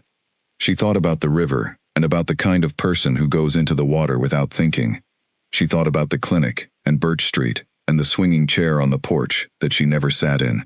She thought about the 40 books and the framed photo of her mother that she had not brought from home.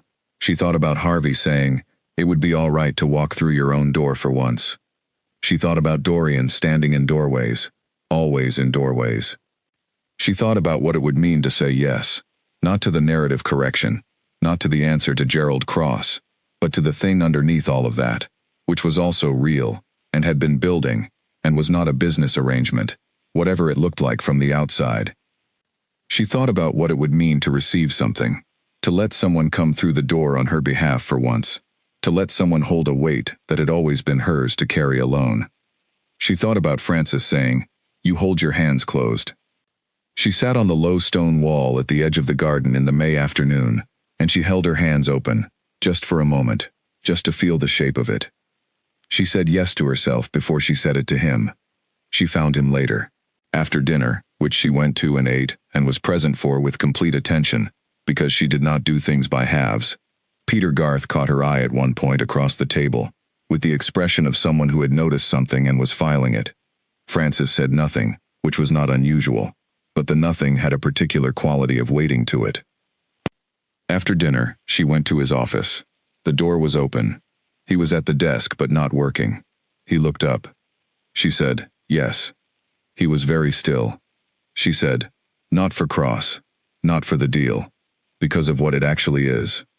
I know what it actually is, and I think you do too, and I want to say yes to that." He said, "I do know." She said, "And I want it to be real. Whatever form it takes, I want it to be real." He said, "It is real." She said, "All right then." He stood. He came around the desk, and she stood in the middle of his office and looked at him, and he looked at her, and they were close enough that she could see the healed scar above his left brow, where the stitches had been, and he could see whatever it was he saw when he looked at her, the thing he had been looking for since the stretcher on the riverbank. He said, very quietly, "Are you afraid?" She said, "No." He said, "What are you?" She thought about it. She said, "Ready." He reached out and took her hand. He held it, the way you hold something that matters, carefully and completely. She looked at their hands and thought about open and closed, and about the kitchen garden in February, bare and organized, and what it had become by May, without anyone forcing it. She looked up at him. He said, "I'll have Peter start the paperwork tomorrow." She said, "I know the deal needs it soon." He said, "The deal can wait." She looked at him. He said, "I mean it. If you need more time, the deal waits." She said, "I don't need more time." He said, "Then tomorrow." She said, "Tomorrow." She went to her room, and she sat by the window and looked at the dark garden, and she thought that she had been giving herself away, in small pieces for 27 years, piece by piece, to every person who needed something from her, and she had never once asked herself what she needed. She had found something. She had not set out to find it. She had simply stopped at the side of a road because there was a van in a ditch, and the road had taken her somewhere she did not know she was going, and she had arrived. She looked at her hands in the dark room and thought, open. Open was right. She went to sleep. Peter Garth worked fast when he had reason to. By Tuesday morning, 2 days after she had said yes in the office, Peter had a draft of the relevant documents ready and had asked a question that Lena found characteristically direct. He had said, "Do you want a full legal review of your own, from someone outside this estate? I can arrange it. It would be appropriate, and I would encourage it." She had said yes, she would like that, and she had given him the name of a solicitor she had researched in the city the previous evening, because she was not a person who made large decisions without information, regardless of how clear the decision felt.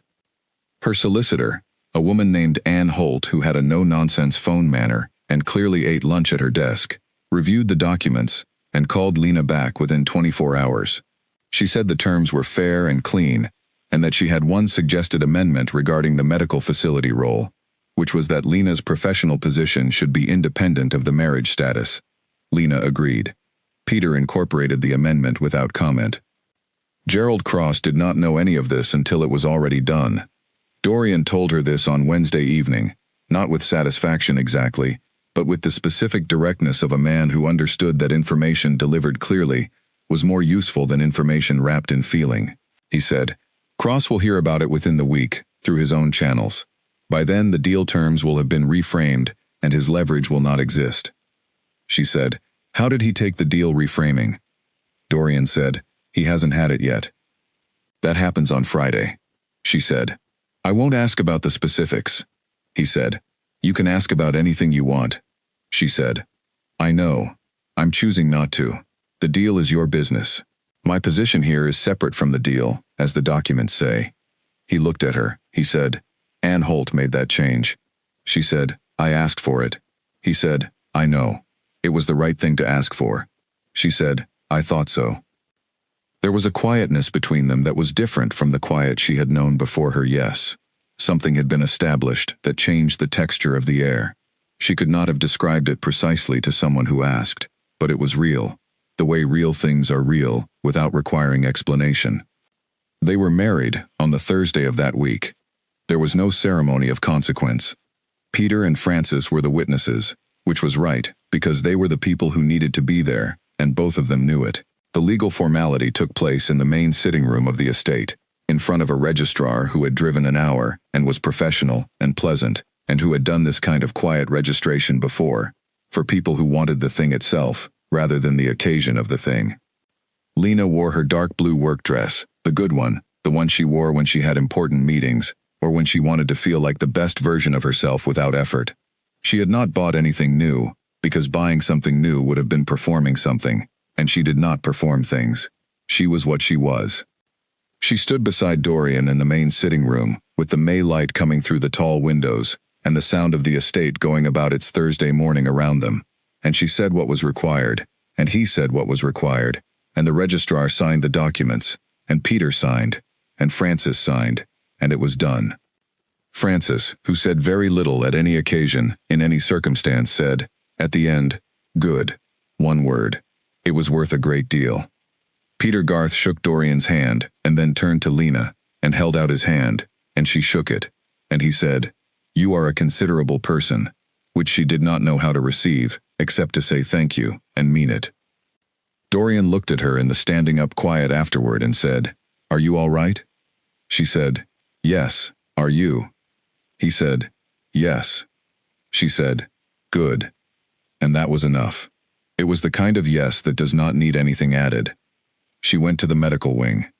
She had a scheduled check-in at 10 with Bill Hardy, who was showing consistent improvement, and she did not want to miss it for anything, including her wedding morning, because her work was her work, and it was not going to become less itself, just because the rest of her life had changed shape.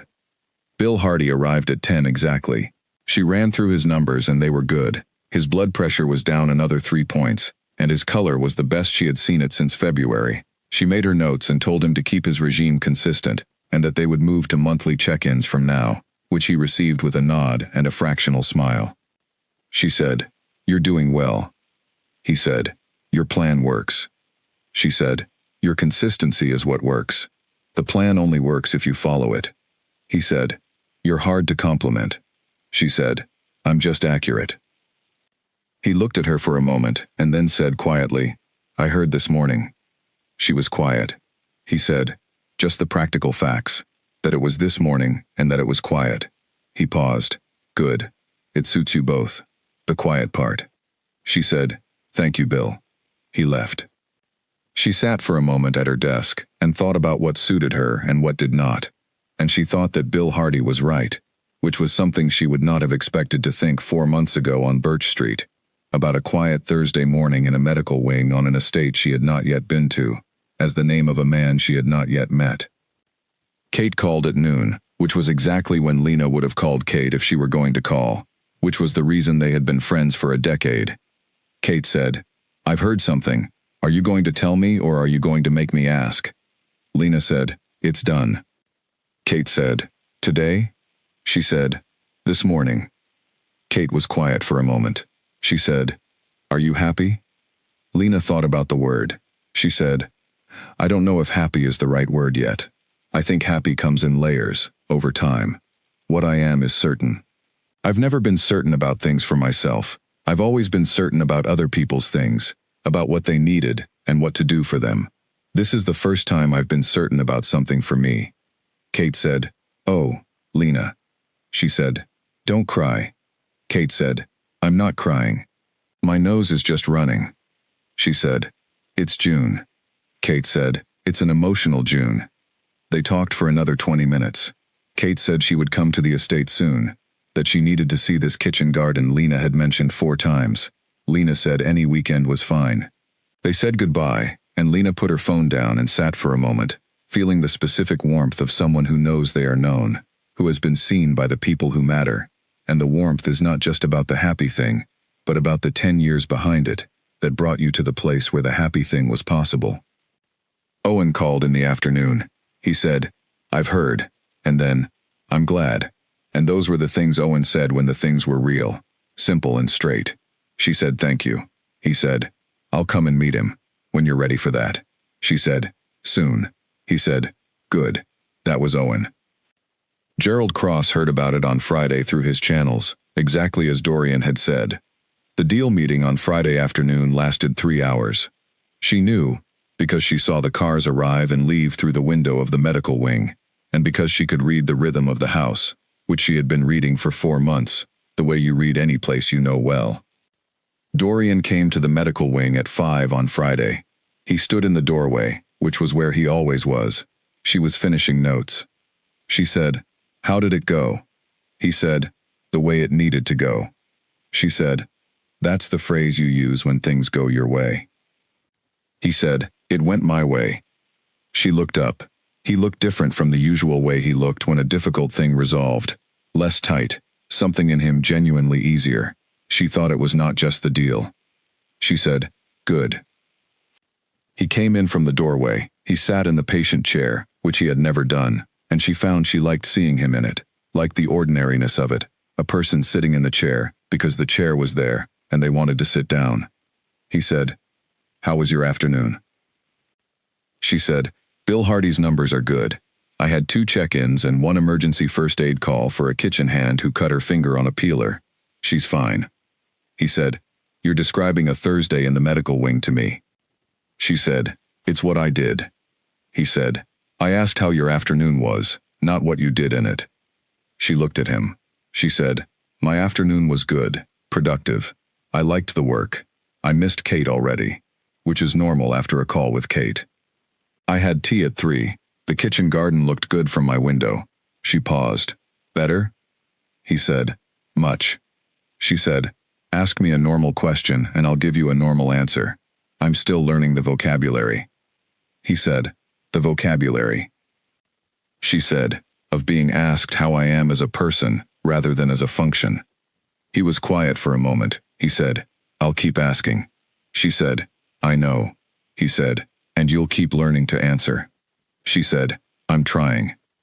He looked at her, with the reading quality and the steadiness, and she looked back, and she thought that she had met him in the water in the dark, and she had not known what she was finding, and had found it anyway, and that was the best kind of finding. She said, "I need to finish these notes." He said, "I'll go." He stood. He paused in the doorway, which was his natural place, and he said, "Lena." She said, "Yes." He said, "Thank you. For every part of this." She said, "We're both in it." He said, "We are." He left. She finished her notes. She went to dinner and sat beside him at the long table, which was where she sat now. And the dinner was what it always was, with Peter making an observation about contract law that made everyone in the room either smile or think, and Frances eating carefully and watching everything and saying her one careful sentence at the end, which tonight was, "The kitchen garden will need thinning next week." After dinner, she walked in the kitchen garden in the long June evening, when the light took a long time to go. She walked through the rows and thought about Clover Falls and about the water main on Route 9, and the way a small thing changes the road and the road changes everything. She thought about her father, who had taught her to change a tire on a Sunday afternoon when she was 14, who had eaten scrambled eggs every Sunday morning, and had never once told her she should be different. She thought she would like him to know about this. She thought he might have liked the kitchen garden. She walked until the light went, and then she went in. Dorian was at the end of the main hall, at the window, with a glass he was not drinking from, looking at the front drive. She stopped beside him, because she had learned by now that this was where he went when he was thinking, and that standing beside him was something she could offer without explanation. She looked at the drive. He looked at the drive. He said, "I used to stand here alone." She said, "I know." He said, "It's better with company." She said, "Yes, it is."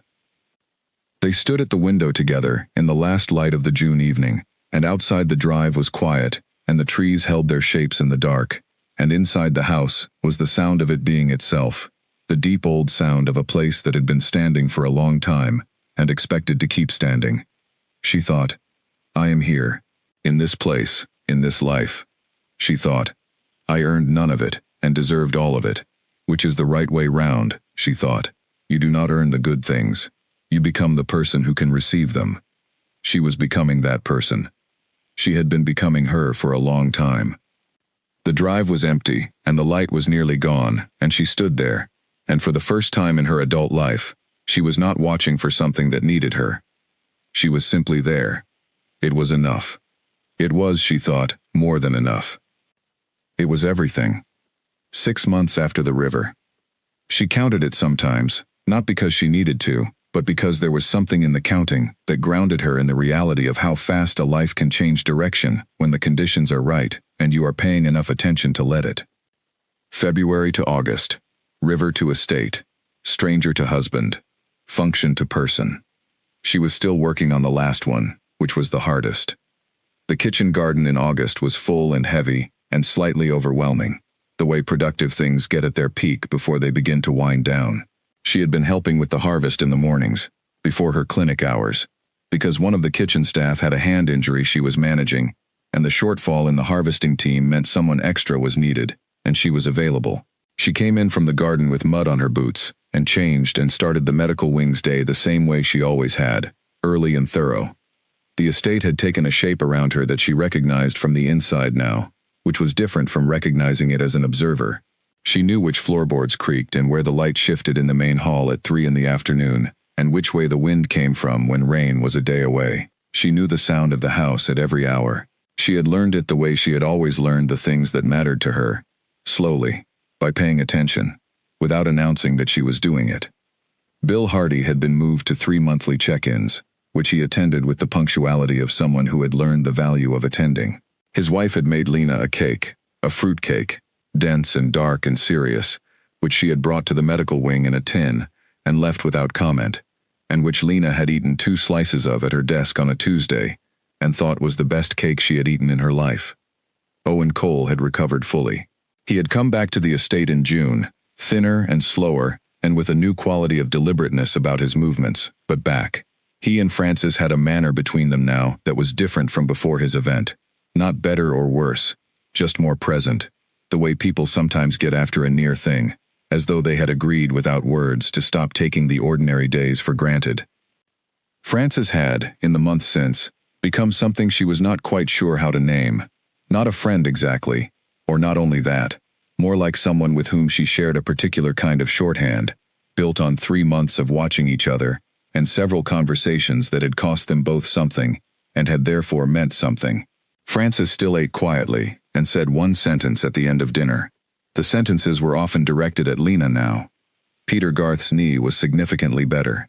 He came in for his 2-monthly check, and reported this with the satisfaction of a man who has been told to do something, has done it consistently, and is now receiving confirmation that it worked.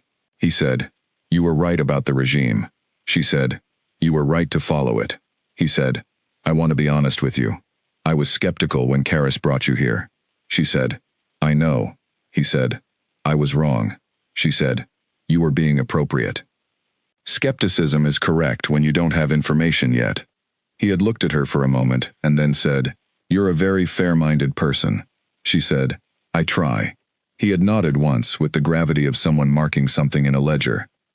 Danny Holt, who had called the ambulance the night Owen went down, had come to the medical wing the following week on an unrelated issue, a bruised ankle from a misstep in the outer yard. She had treated the ankle and asked him, at the end, how he had been since that night. He had been quiet for a moment and then said, "All right. It was a bit much." She had said, "Yes, it was a bit much." And he had said, "Is that normal? To feel like it was a bit much after?" And she had said, "It is absolutely normal. And if it keeps feeling that way, you can come and talk to me about it, as many times as you need." He had said, "Yeah, all right," and left. He had come back twice. Both times they had talked for half an hour about nothing urgent, which was the most urgent kind of conversation. She thought about all of them sometimes. About the texture of the estate as a place of people, 32 people with their own concerns and histories and seasons, and about how being the person who tended that, not managed it, not administered it, but tended it, the way you tend a garden, with attention and patience and the willingness to get your hands in the ground, was what she had always been built for. She had been doing it on a smaller scale, in a smaller place, for years. Here she had room for it. Her mother called every 2 weeks now. The calls were not long, and they were still somewhat careful, both of them still learning the new distances and the new closeness, which was not exactly comfortable yet, but was honest, and honest was more important than comfortable. Her mother had asked about Dorian, carefully, and Lena had told her, equally carefully, the things that were true and clear, that he was serious and direct, and that he asked how she was, and listened to the answer, and that this was rarer than it should be. Her mother had said, yes, in the voice of someone who understood that from experience. She had told him what her mother said, that he looked at her in a way that had already made a decision. He had said, "She's not wrong." She said, "When did you decide?" He had thought about it. He had the honesty of a person who does not give easy answers when the real one requires more time. He said, "On the bank of the river, before I even knew your name." She said, "That's fast." He said, "It was not fast. You went into the water for me. I had never had someone do something like that without wanting something in return. I had spent a long time not believing that existed, and then it did." She said, "I would have done it for anyone." He said, "I know. That is the whole of it." She had thought about that for a long time. Kate came to the estate on the second weekend of August, on a Saturday, arriving at noon with wine, and the particular energy she brought everywhere, which was enthusiastic and slightly chaotic and deeply warm. She looked at the house and said, "Oh, good Lord." She looked at the kitchen garden and said, "There it is." She looked at Dorian and said, very directly, "I'm Kate. I have known Lena for 10 years, and I am not easily impressed." Dorian said, "Hello, Kate." Kate looked at him for a long moment. Then she said, "All right," which was Kate's way of deciding something. They had lunch in the kitchen garden because the day was good enough for it, and Kate was charmed by the estate in the specific way she was charmed by things, loudly and completely, and without embarrassment about the charming. She talked about the clinic in Clover Falls, and about Owen, and about the post office argument that Lena had found funny in February, and she asked Dorian questions that were not subtle, and he answered them without deflection, and she looked at Lena twice over the table with the look that said, "I see it. I understand." you're okay." Lena received that look with everything she had.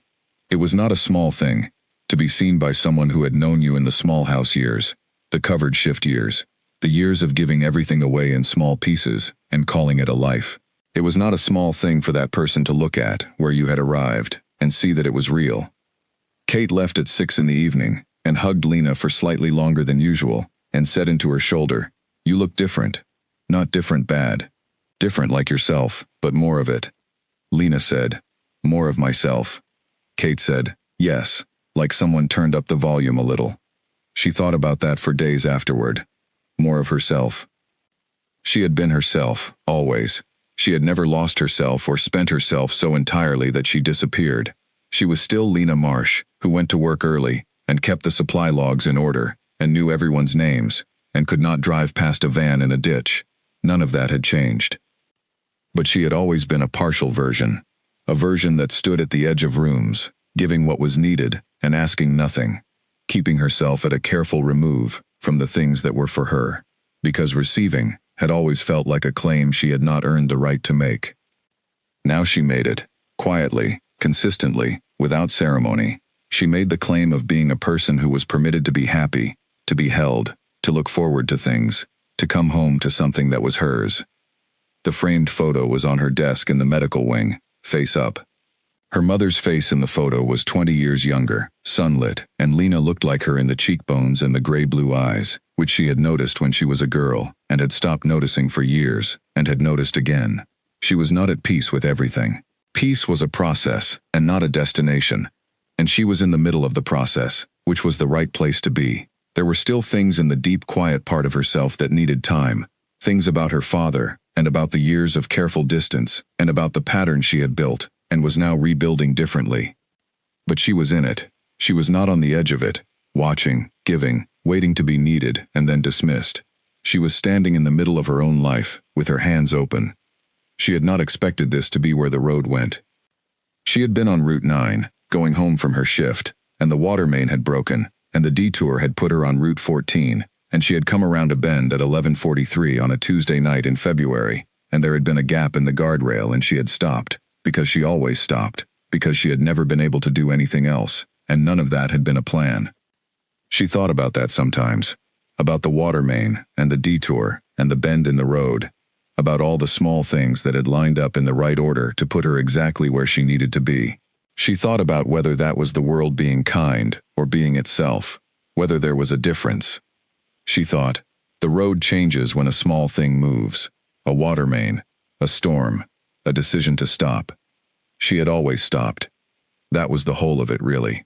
That was the part that came before everything else, the part without which none of the rest existed.